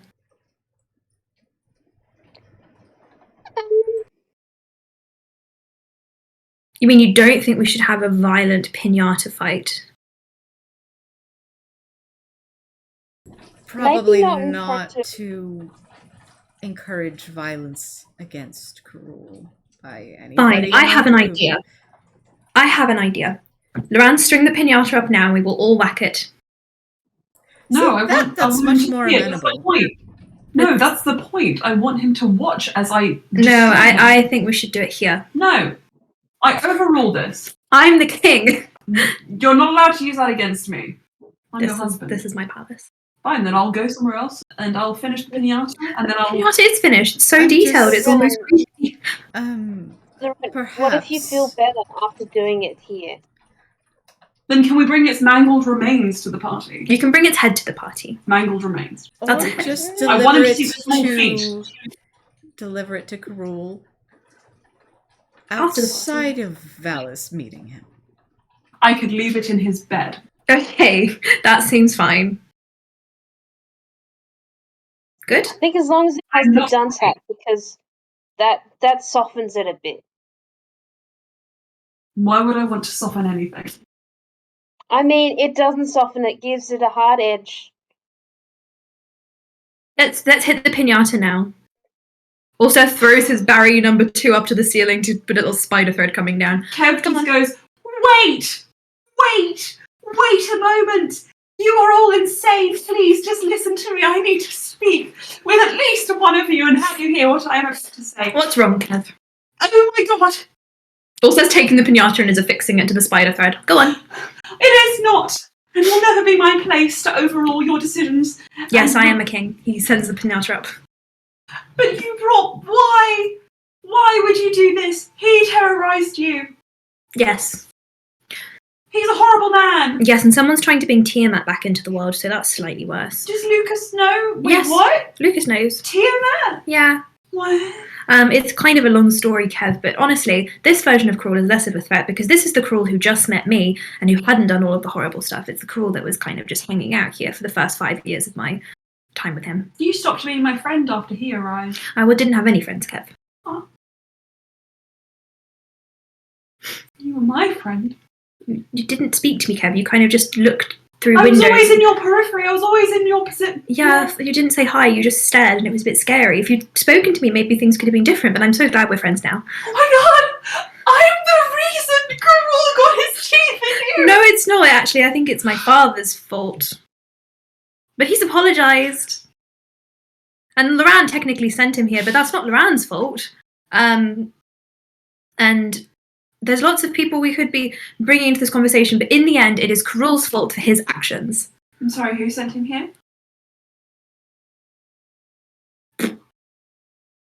The trading delegation of Kalkan. He was informed by? Loran Dehane.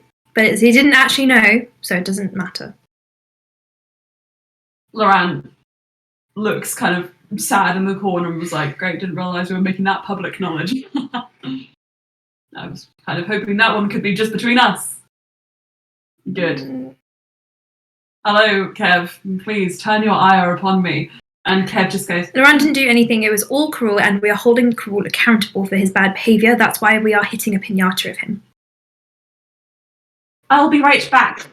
I have some arrangements I must make. Kev, you need to inform to me what arrangements you're doing. If We're they're going to do some craft. Goodbye. Goodbye. And Kev disappears. Loran says, well, everyone, I'm going to modify your memories so that you forget that last bit about me. Line up right now. I should cut my tongue out. Try Maybe. it. I would just like this. And that is a threat from Slia. Just try it. That's all she says. If you modify my memory again, I'll die. Well, also was actually lying about that bit about me sending him here. So that's not true. And you guys all can remember that and internalize that. Okay. And now we can hit the pinata. Okay, also gets his staff out. Great. Are you ready? Are you ready? Are you ready? My Round memory fire blast modified. that's too long. Have I had my memory modified multiple times, or has it been just one prolonged modified memory? Or Bluey something like has that. a mental crisis, existential outburst as the backdrop of this pinata just slowly burning. And Loran says, I don't know. Here, have some sweets. And holds out. Also keeps whacking the pinata. He's having. He looks like he's practicing martial arts, but he's not very good. It looks great. You guys are. This is the best time. Mm-hmm. Its head is half hanging off. The dunce hat is ripped to shreds, but it's still very obvious that it's the dunce hat. The little feature completely intact, and you get the impression that Loran is leaving it that way. Also, where are you aiming? It's chest. Everyone, please describe to me exactly how you take out your rage on Cruel. Bluey, You can be exempt from this if you wish to have an existential crisis. I think she's sort of like the existential thoughts will lull, and she'll pick up. What sort of implement is it? Anything you like. Whatever it is, she will swing it. She will like line it up as if it's like a baseball bat, and then sort of like carefully thing, and she will do one like powerful swing, and that'll be it. Nice. Very good. Mm. One big swan. She might just like go to the door and just see if she can still see Kev and what he's up to. But yeah, that's You peer around and Kev does not seem to be present. okay. He has disappeared. He knows. He knows. He knows. Okay. Sleia, how are you enjoying this? Slea's just watching everybody else go to town. Just, again, wrapped around Farina. For sure. And Cass? You just tearing it to pieces? Yes, so I was on a work call. We the pinata. Yep. You're whacking it. How Has everything gone? How does it look? Because Cass doesn't want to ruin the fun and completely destroy it. But she kind of just wants to burn it, but she also wants to have like enjoyment with everyone else. So, what's the vibe with the pinata? You could burn a section of it. Loran has burnt the crotch. You can burn its hair off. Burn its hair off, make him bald.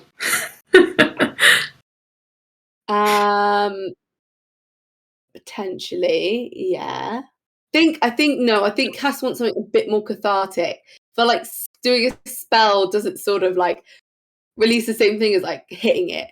I think she's going to sort of are we being blindfolded or are we just attacking it? Oh yeah, you're supposed to be blindfolded, aren't you? I mean, you could. Okay, if no one else is blindfolded, it's fine. Then Cass is, because I'm assuming it's a bit high off the ground for a dwarf to reach. So I think she like levitates up and literally just is like, ah! I like it. Into the face. It's wonderful. Wonderful. Guys, it's a great time.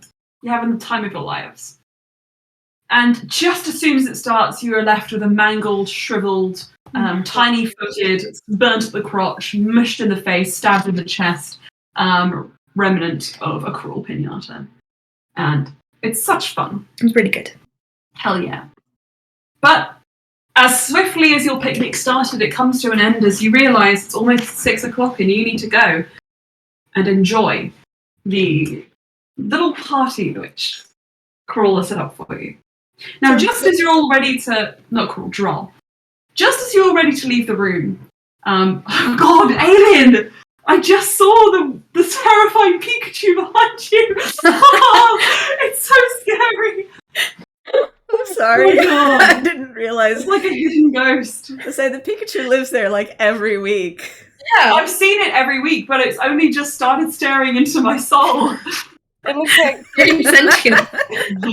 Yeah. Anyway. That Pikachu's old. Also, I would have offered Loran to cut his tongue out if he was that upset. He's like, honestly, I don't need it. I don't need to tell anyone Yes, anything. you do. He scurries away. Okay, good. So, all of you start to sort of like wrap up the picnic just as Kev comes back very sheepishly and he pulls out another pinata of his own creation. It's a lot smaller and a lot more crudely made. The face is like painted in the same way you might paint a master oil painter. And he just says, Ulster, if you need to take out your frustrations, I understand. I can imagine the pain you must be going through knowing that the person you love most has betrayed you in such a way. This is for you. And he hands over a voodoo doll-sized pinata of Loran. Ulster hugs it. Beautiful. I can't whack this. But he brought him here! No, it was actually a conflation of circumstances that brought him here. It wasn't really on Loran's fault. He keeps mumbling, just like, no. Kev turns to Loran. I don't forgive you for this. Yes, Even though but you're the a king, person Highness. who matters did.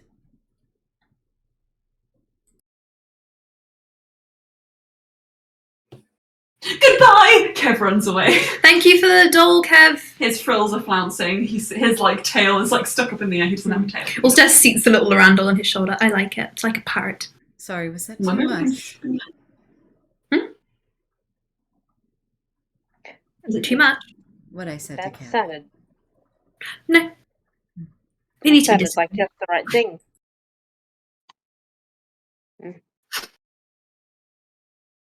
Sarah just looks after him and just goes, "That's a bit odd."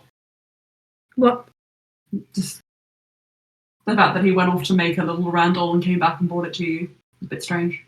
Oh, he does strange things. I often find him stealing my clothes in the middle of the night. I just- just be very like-minded friends then. I love that Celia Cat is like I same like what? It's fine. He's just very protective. I understand that. Yeah. He just expresses it in odd ways. Don't we all? Mm. Looks lingering on you all stare. Should we go to the party? Yeah. I think this is very funny. Right, before we go to the party, should we take a loo break? Wee! You should eat something. Yeah. In that, I should love you and leave you, and also maybe say On his deadline. Yeah. in terms of what Bluey will be doing at the party, I can just message you, Emma, right? Yeah, if you want to, just send me a message. Alright, I'll do that. Okay. Alright. Thank you. Thank you so much. Bye. Good boy. See you rest of you Thank soon. you. 10 minutes? Yeah. Very nice chatting and seeing, and very much appreciated.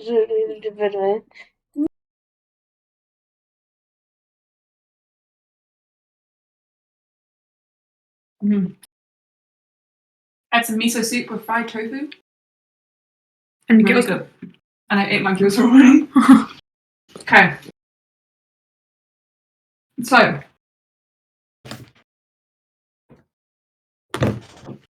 All of you head to Sorellas's mansion, and when you knock on the door, it is opened for you, and you see the most abysmal party you've ever seen in your entire lives. So there is a single banner stretched across the stairway, which says "Happy Rebirth Day" on it, in like just block letters, black and just black ink. Mm-hmm.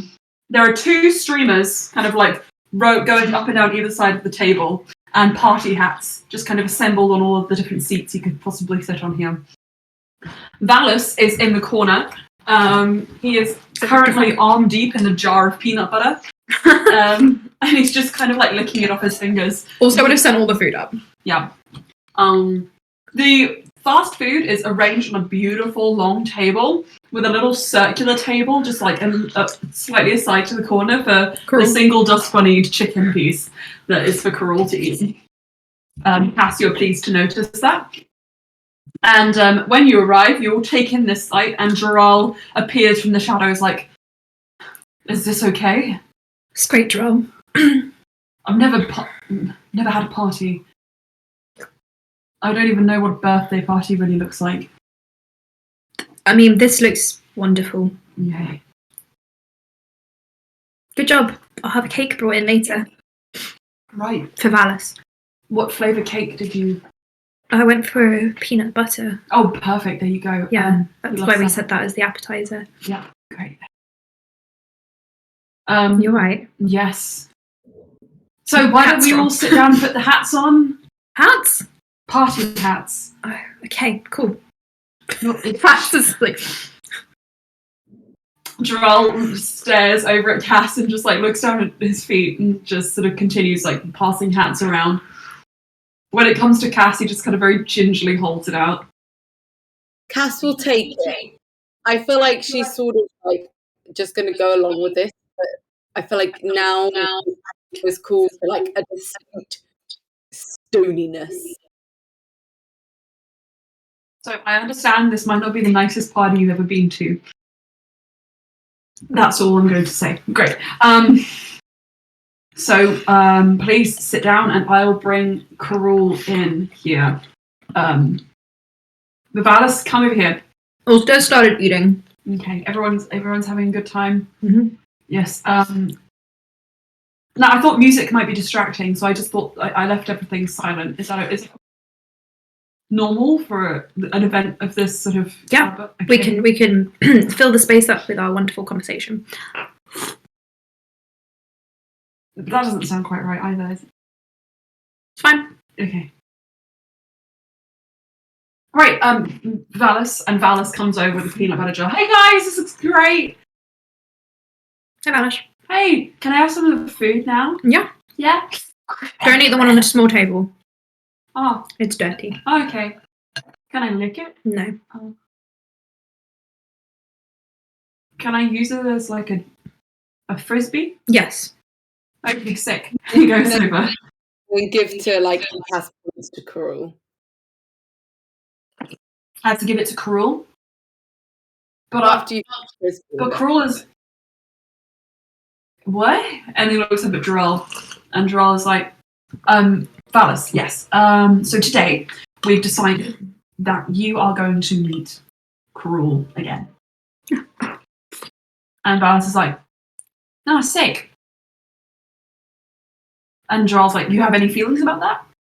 And Valis just says, I mean, last time I met him was like kind of not real. He kind of came to me in like a dream and like showed me like these images of you guys and was like, stab, attack, stab, attack. If you see them, they're here to kill you. Stab, attack. And I got real confused. Because when you guys got there, you didn't actually try and kill me, so I thought that was pretty cool and pretty chill. So here I am now. Yeah, you tried to kill me though. I did. That was weird. Yeah. I'm glad you didn't. Oh, me too. Cass fondly remembers the manipulation that father and son experienced after he'd started to be in this horrible cult. Cass like looks over at Coral again like, God, what I would not give to roast him on a barbecue and then feed him to a dog. Well, why don't you bring Cruel down? Hey! Gerald goes upstairs and disappears for a moment. Valis is like sitting on the table and just like, so what's this guy like again? I Your haven't really father. spoken to him in ages. Is he nice? Yes, you make your own opinion. Everyone else, try not to hurt Cruel because if you do, I will die. What? And at that moment, the door kind of like closes and opens above the stairs, and you hear footsteps. And coming round from the corner, you see Cruel and Gerald side by side walking down the stairs. And Cruel is like scans the room and is just like, "Good job, Gerald. This is great." And Gerald says, "You really think so?" And Cruel says, "Yeah." And then he looks around the room and he just says, "Oh, so you all came out to see me. That's so kind of you." Coral, be quiet. Okay. Son. And he looks at Valis. And Valis looks up at him and just says, He looks at me. And he looked at you. I saw you in like a dream or a nightmare, I think. And Cruel notices the arms covered in peanut butter, the fact that he's sitting on a table, you know, the general disarray and chaos about him. And he just leans over to Droll, and you can almost hear this. He just says, "I was expecting, like, a smaller version of you." It's a smaller version of you. Gerald just says what he said. Son, come to me. Let's cuddle. And Also Valis just, spits out his drink. Like, bleh. and Valis You just can like, see slightly uncomfortable with it. And Valis just like looks at him and is like, So tell me more about that pinata, Cass. It was so much fun. It looked just like him. And Oh, wow! Alice, you should go hug your father, maybe, while you're covered in peanut butter. Oh yeah. He loves peanut butter. Really? Yeah. Daddy! He runs over. Boom. He's latched around Cruel's neck, and he's like, Flashback. yeah. Cass will sort of message Brian this and just be like, if my familiar shat on his head, does that constitute harm? I don't think so. Unless it went in his eye. Cass sends a raven to shit on. It's good luck. Making sure to miss Valis, though. Valis is not in the splatter zone. Graal sees this happen and just looks over to you all and just says, I brought you here to supervise, not to ruin the day. No, we are supervising Drow. It's all over now. Little did I know I need to protect my family from you. I should have seen it coming. Alster gets a napkin and walks over and hands it to Carol. There you go. Cass hands the napkin out of yours. Alster pulls out his own personal handkerchief and hands it to Carol. There you go. Graal just says, no, stop, don't. Everyone stop. Just let me do this. Can I please have the thing? He hands it to Drow. Okay.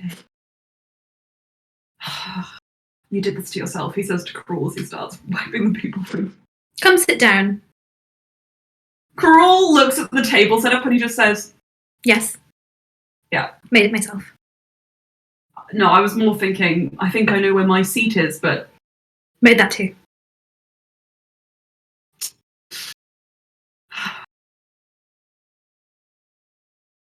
I don't actually think I need to subject myself to this humiliation, so I'm going to go upstairs. No, I think you should sit and chat with your son whilst we're all here. I can sit and chat with him upstairs. So, Drow asked us to supervise.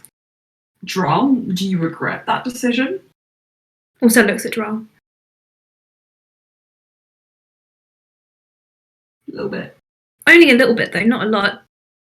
Cass makes a move like go stand against the furthest wall away, and she's going to look like she's not going to interfere anymore. She's not. She's going to just observe.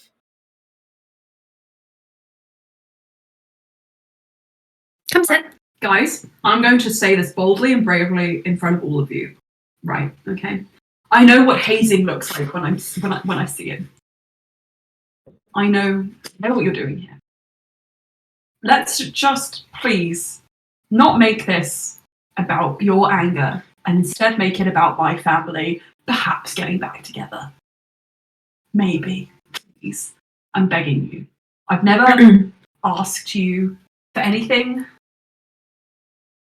Really. Except sometimes our entire childhood. What? That's the only thing.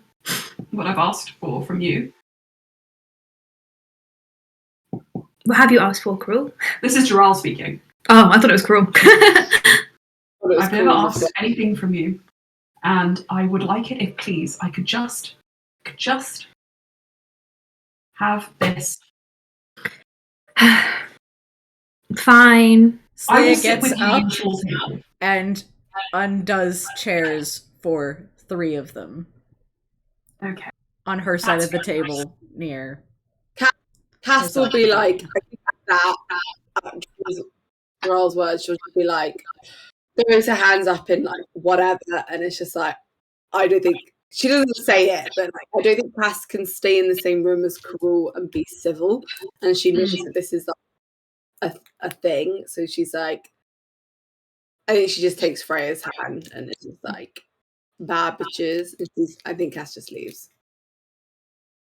I think Loran says, if I could, I would follow, but Ulster's here.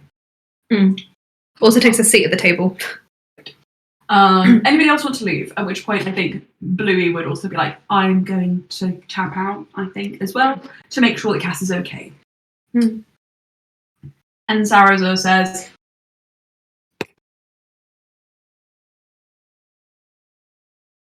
give me a reason to stay. Quickly, please. You don't have to. Perhaps you might check on Kev. Yes, I'll do. And he goes out the door. Just us then. Valis just says, is this my birthday party? No.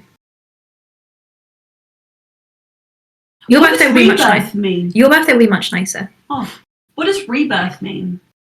Cruel. Crawl just says, well, sometimes people die. But sometimes they're reborn. Ever wonder why your dad looks a bit different now? And he just looks at him. You do seem ever so slightly younger. No, I'm not talking about me. I'm talking about Neo, etc. And Dral says, yes, indeed, I was reborn. And Used to be purple. I used to be purple, and now I'm not.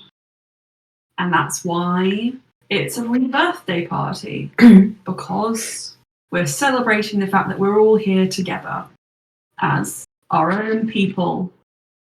Right? Great. This is a strange situation to be in. Shall we eat food? Yes, I prepared all of it myself. Okay. Cruel reaches for a hamburger on the table. Also, just lets him eat. Okay, good. Knowing that he hates fast food, he's like, it's all especially greasy. I was hoping to pull the lettuce out of this, but I see. Yes. It's greasy lettuce. Indeed. Loran, watch what you eat. You might put on a couple of pounds. And Loran just says, "Fuck you. I can take a couple of pounds off. Do you need both those arms?" Slia, how are you enjoying the meal? It's lovely. Is it? I think it could be more vastly improved by some dips. You don't put dips with hamburgers and fried chicken. Unless they are specifically geared towards those things. What about avocado mayonnaise? Maybe with a chicken burger, but these aren't chicken burgers. What about blue cheese mayonnaise? Okay, that will work. Hello, I've been here this whole time, silently watching. Aren't you? Did you want to also join us?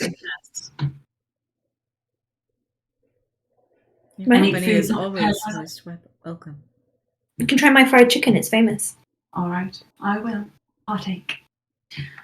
Now, I'm so excited to see all of you here because I wanted to ask, when are we heading to Tomorrow. Tomorrow. And will you all be resting here? Or will I need to gather you in the morning? Gather. Right, good. Well, the night is young still. Let us enjoy this feast, and then I will leave you to your various activities. And Sir Eldralyth silently starts eating in the corner, slowly pulling like fibers of chicken off and putting them in its mouth one at a time. I've never seen anyone in the fried corner? chicken. In the corner of the table. Okay. Not to worry. Jaral, how are you feeling after the rebirth of your beloved? He looks at Valis and just says, by which he means an emotional rebirth. Yeah. Good. Better. I was confused. And now I'm still confused, but yeah. So what good behaviours has your Cruel been exhibiting?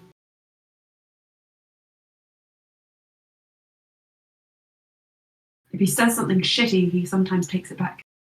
Gulster nods at Cruel. That's really good.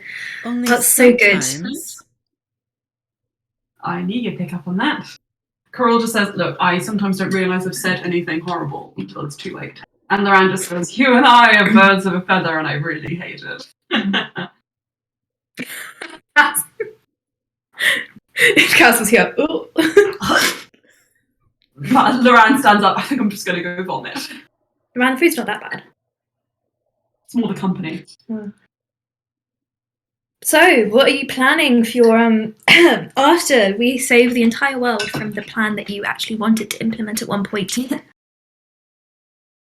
Coral sits forward and says, no, this was not the plan I ever wanted to implement. I was thinking of something. Anyway. Oh no, do go on. Go on, tell us. Correct me. No, I think I've made an error of some. No, I really want to know.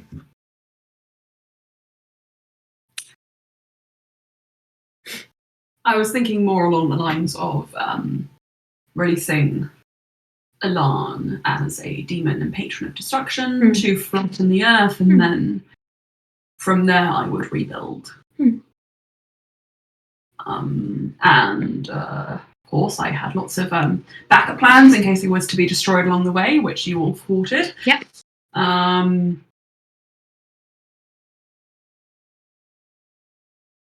Valis, would you like some French fries? I don't know where France is, but apparently these are from there. And Valis just says, what? Dad, you sound kind of horrible and evil. Will you be sending Valis to school? Dural says, yes! I think Corvius has kindly extended Corvius. an invitation to the High Solarian if we want to continue our living there. And I would be, happy with that if he was to go there. Might be a bit uncomfortable if you run into Aaron, though. Also, you know exactly what to say. Chris just kind of like sort of sinks lower in his chair and goes. Also just smiles between them. So Dural says. Valis looks very confused and is staring at the ketchup like pooled on his plate. Am I getting an apology today? Crawl just says, I'm sorry again. For? Do you wish to do this in front of my son? Yes, every single day. In front of my son, he doesn't know anything yet. Then apologise for something less horrible.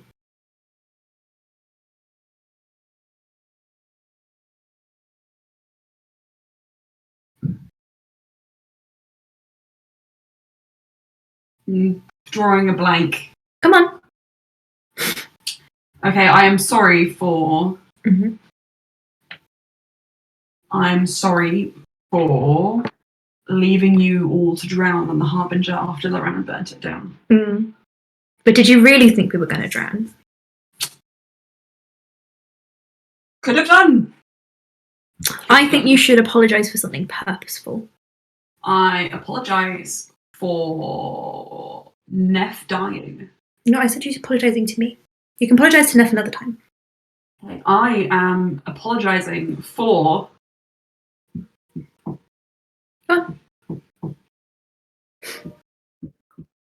22 years, you have a lot of apologies to make up for. Okay, I apologise for coming to the Mesaje.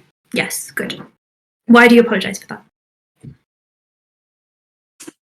You get the feeling that Ulster intended to do this all along. Dural is slowly like, oh, God, in the corner. He is displeased. He's actually in the corner at the time, just so you're aware. He has gone to sink into the shadows, and he's drawing Valis into his lap. Can I vibe check on that? Just like... The vibes are not immaculate. Everyone shrinks away. It's just Ulster facing Crawl like, go on, apologise. Loran doesn't shrink. Cool. He flanks. Yeah. 25. Scratching. 25? Yes. It's bad. Dural's not having a good time. And would he be like, go away if she were to approach? No. Okay. He'd be like, help me. Slia gives Fernie a little kiss on the head and like goes over to him. Ulster's still waiting. Slia, I regret my choices. This should have been private. I did convince them not to bring the pinata. What? Pinata? Valis had mentioned it before, which is why, like... Oh, yeah. I remember now. I was just... Sorry. I was just erasing that from my brain. I want to make it very clear that I am not committing any aggressive act. I am merely carrying through the promise that Carol would do an apology every single day.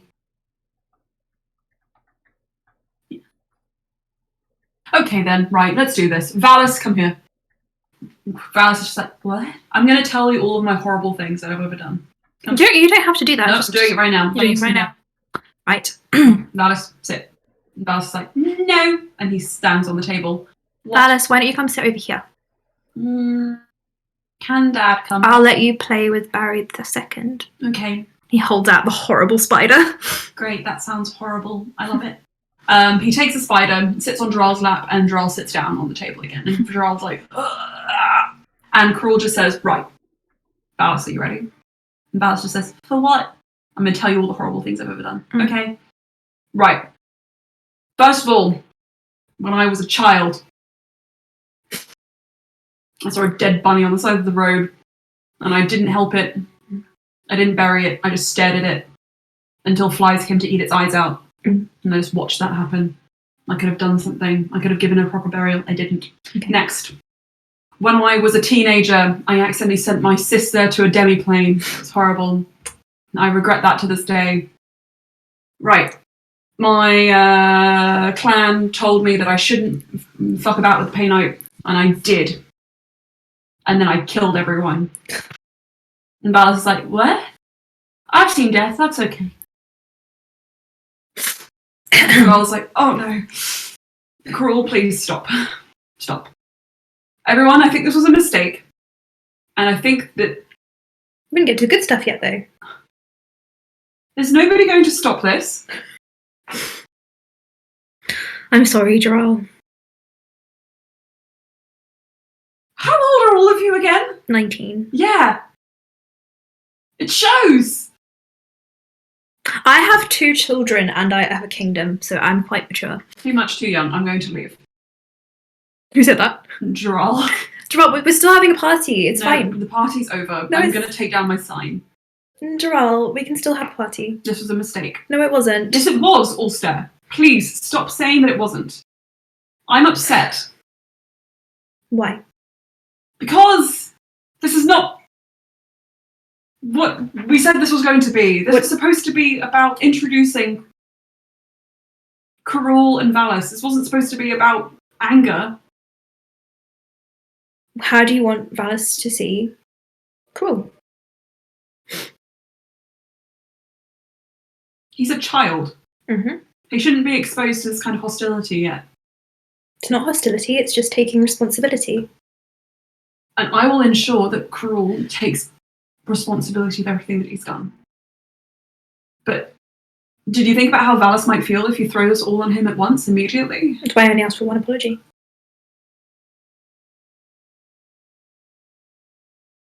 Okay. Well, you've had it. So that should mark the end of this party. I'm going to go upstairs. Valis, you come with me, please. Karul, come up whenever, I don't know. And Joral just takes Valis's hand and carts him way upstairs. Also glares at Cruel. I was gearing up for a fun time. I don't really know what you're expecting. I actually kind of wasn't expecting all of you to be here. Joral asked us to be here. I thought it was going to be more like a party that was happening and then I would be meeting Valis in the background. Well, you did meet Valis. Anyway. I have no interest in hanging around here any longer. I'm going to go upstairs.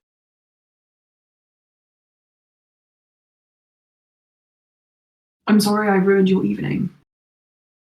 And your lives. And he turns around and he starts walking up the stairs. Also, we'll just stop him as he goes up. And he'll...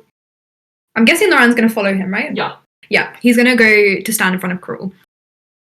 We need to figure out a way that we're not going to want to kill each other every time we're in the same room. Considering you'll be working with us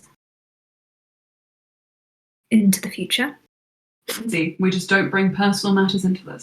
How can we not bring personal matters into this? Did you bring me here to apologise or did you bring me here for information? The reason you got me out was because of information. That's what you wanted all along.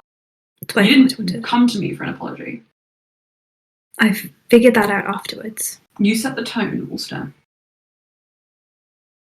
And you, and he looks at Loran, made it very clear that I'm not welcome in a personal capacity. Not that I really want to be. Especially Cass. Yeah, I get the feeling that she would gouge my eyes out if she could. She tried to attack me. It's because you're horrible. I know.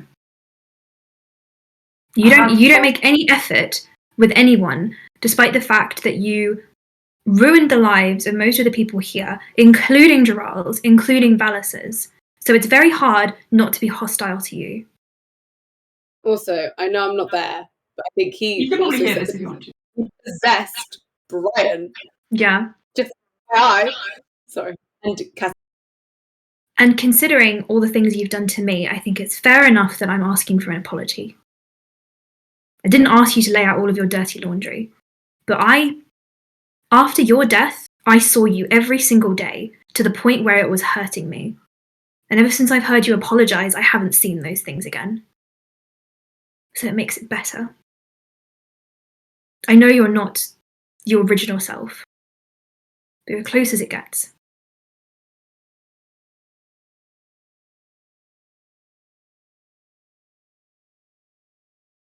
Do you not care at all?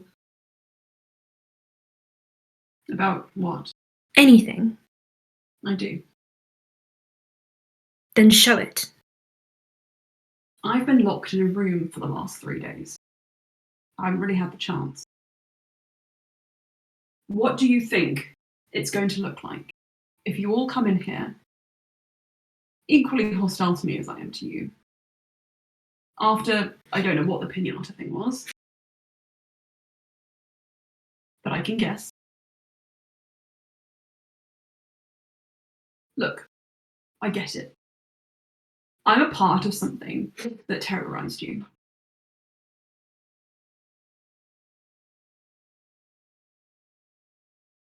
And I don't really deserve forgiveness. And I don't really deserve to live, I'm pretty sure. But I'm alive. So,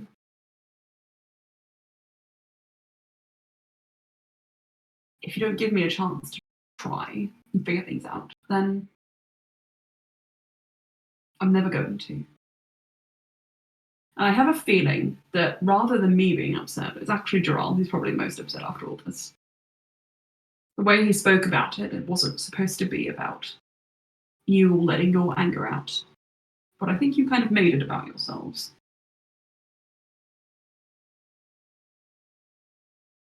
You know, he said to me that he, in his life, has never had any blood relations. He never had parents. He never had siblings. Everyone he grew up with died. All he wanted was something like a family. I'm not going to defend why Valis was sent away, because to be honest, I don't really have a connection with that part of me that did that. It's faded. But if I was going to do that for whatever reason, it would only be if Gerald's life was at stake. And also, I'm not burdened by the same pride and insanity that the other version of myself was. So I'll tell you this, I saw you as my family. I saw you, I saw Gerald, I saw Valis as my own family. And I didn't know what to do with that. I don't feel that way anymore, mostly because I think you have decided that that is not possible. And I also don't think that it would be good for us to proceed into the future with any kind of connection. I'll never forgive you. Good. You shouldn't. That would be foolish of you. However, I at the very least want it to be that when Gerald and Valis, who obviously care about all of you, come to visit without me, that I am not constantly hanging over the conversation, that I'm not constantly a silent, invisible person in the room. I'm sorry, okay? And in time, I'll be able to prove you that, I'm sure. And I'm not just talking to you now. Naran, I'm sorry I kept trying to kill you. I'm sorry I kept trying to hurt you. Svea, I'm sorry, I guess, for everything that you're going through. I don't know how directly connected I am, but I'm sorry for at least telling the drought where you were and who you were. And I guess to Cass, I'm sorry for tipping along off about where she was. Neff isn't here, so okay. Louis also. We'll figure that out eventually. I'm sure there's something they want me to apologise for. But for now, I'm going to go upstairs and try and salvage this situation. I don't need your apology. I just need you to be everything that he needs you to be. Everything they need you to be. Take care of them.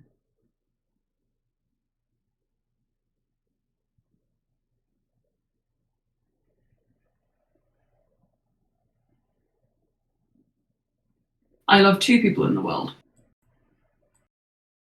And I didn't even think I was ever capable of love. So, trust at least that. I will keep them safe. And don't let Gerald sacrifice himself or do anything stupid. Don't think I'll be able to have much say in things from where I'm going to be watching from. Mm. Good night. And he goes upstairs. Can I check something with you, Emma?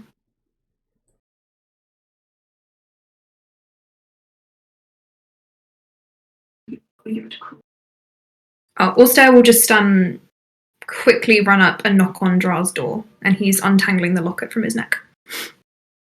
Gerald just says, through the door. Who is it? It's me, you don't have to come out. Okay. I just wanted to give you something. Yeah. He kind of cracks the door open slightly and places a locket on the floor and slides it in. Gerald doesn't turn to face you. I'm sorry this didn't go the way that you were expecting. I don't think we're there yet, and I'm sorry that I think we were using the aggression and the humour as a coping mechanism. You don't have to apologise to me. No, I do. I am sorry. And I'm giving you this locket so you can bring him with us. And I promise, at least myself, not to verbally attack him, especially around Valis. I know it's not healthy, no matter how angry I am. Thank you. Gerald slowly closes the door. I'm sorry. Also just nods. Good night. And he'll leave him. Coral stands awkwardly on the stairs. Right, I've got to wait until he comes back before I go up, don't I? That's kind of etiquette. Now, dramatic exit number 2. Goodbye. Also appears top of the stairs and just looks at him. Shit. Okay. Good. Very good. Okay. You're coming with us to Eldralyth tomorrow, just so you know. I had a feeling. And you will be in the locket. I had another feeling about that. Good. As long as you know. And he'll pass by him.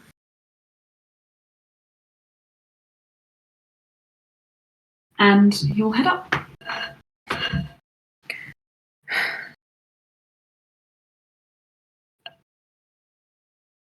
Also kind of ushers everyone out. Goodbye, Sir Ras. The dips were lovely. That was even lovelier, thank you. Sorry, I mean, I'm really sorry this evening didn't go as well as we hoped. Just shuts the door. Okay, bye. Leah goes and helps Solaris clean up. Loran just pulls you very close, Ulster, and kisses the top of your head. Ulster, I never thought I'd be the one to say this.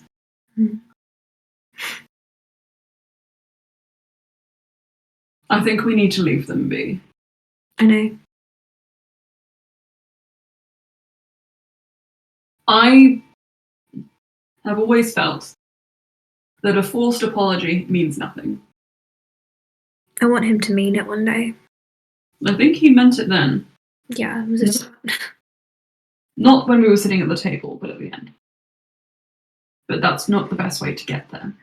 If we constantly have to argue and shout at each other before we get even the fragment of an apology, that's just going to hurt us more. So why don't we just leave him the fuck alone? For a little bit? Yeah. Unless we need information. I get very immature around him. I think it's just because especially this version of him. He raised you. I get it. You didn't have a father. You didn't have anyone as a role model. And so you found him. Great role model. A child needs that. I get it. Yeah, I had Sarasa.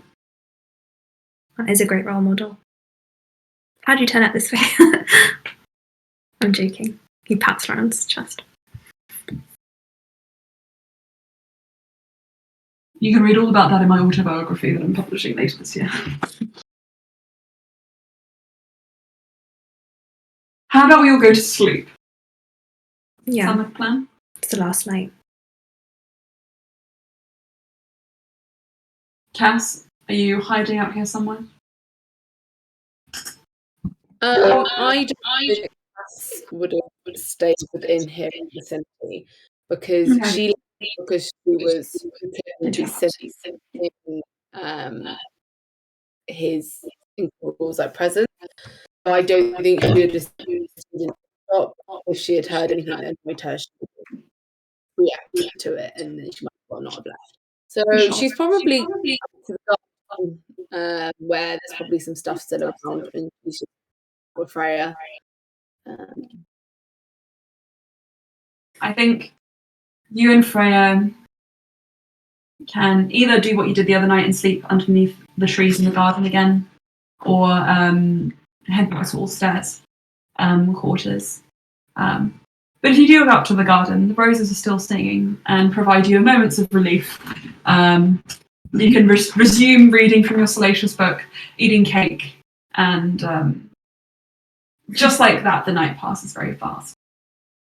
And I think Freya says to you, as you're kind of wrapping up the evening, she just says, you guys have a lot of drama kind of around you. I feel like I might have come in a bit late to the game. Oh. Yeah. We do have a lot of drama. And I know unfortunately it's not a huge comfort or something I'll fully understand, but and this is a big step for me, so if you ever need anything or someone to rely on, I'll be there. I'm usually quite flighty, but I think it's worth it, kind of, for you. I like you a lot. I don't want to be gross about this, but yeah. we hate grossness. I also love you. You've been sort of the only sort of good thing going on in my life for a while. And I want you to know that I'm there for you as well. I know that I have a lot of world altering, but if you ever called me and needed me, then I would do everything I could to be there. I like that. And she kind of holds your hand and just lets you kind of sit quietly and say anything you need to say. And Slia, I think Cass would sort of, in line with that, be like, I know. Oh, by the way, I need the list of systems he was getting, because I'm going to give that to Freya to start looking at. okay. I will work to a prayer, but for now.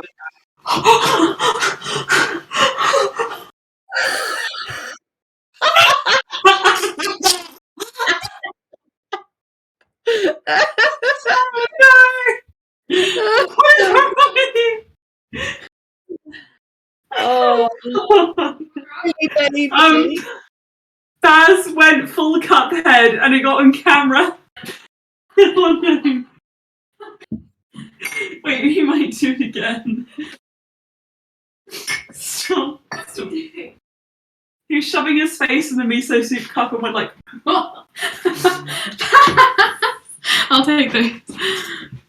Sorry. What's wrong with you, you mongrel? So, yes, I think that basically she's saying, I know your work must take you in the round of prayer, but there's something in there. If you can, try and focus on different countries. Okay, oh my god, Lala. Yeah. Sorry guys, this is just so weird. The cats are kind of everywhere now. Stop. Yeah. I think, can you hear me? Mm-hmm. Okay, cool. Good.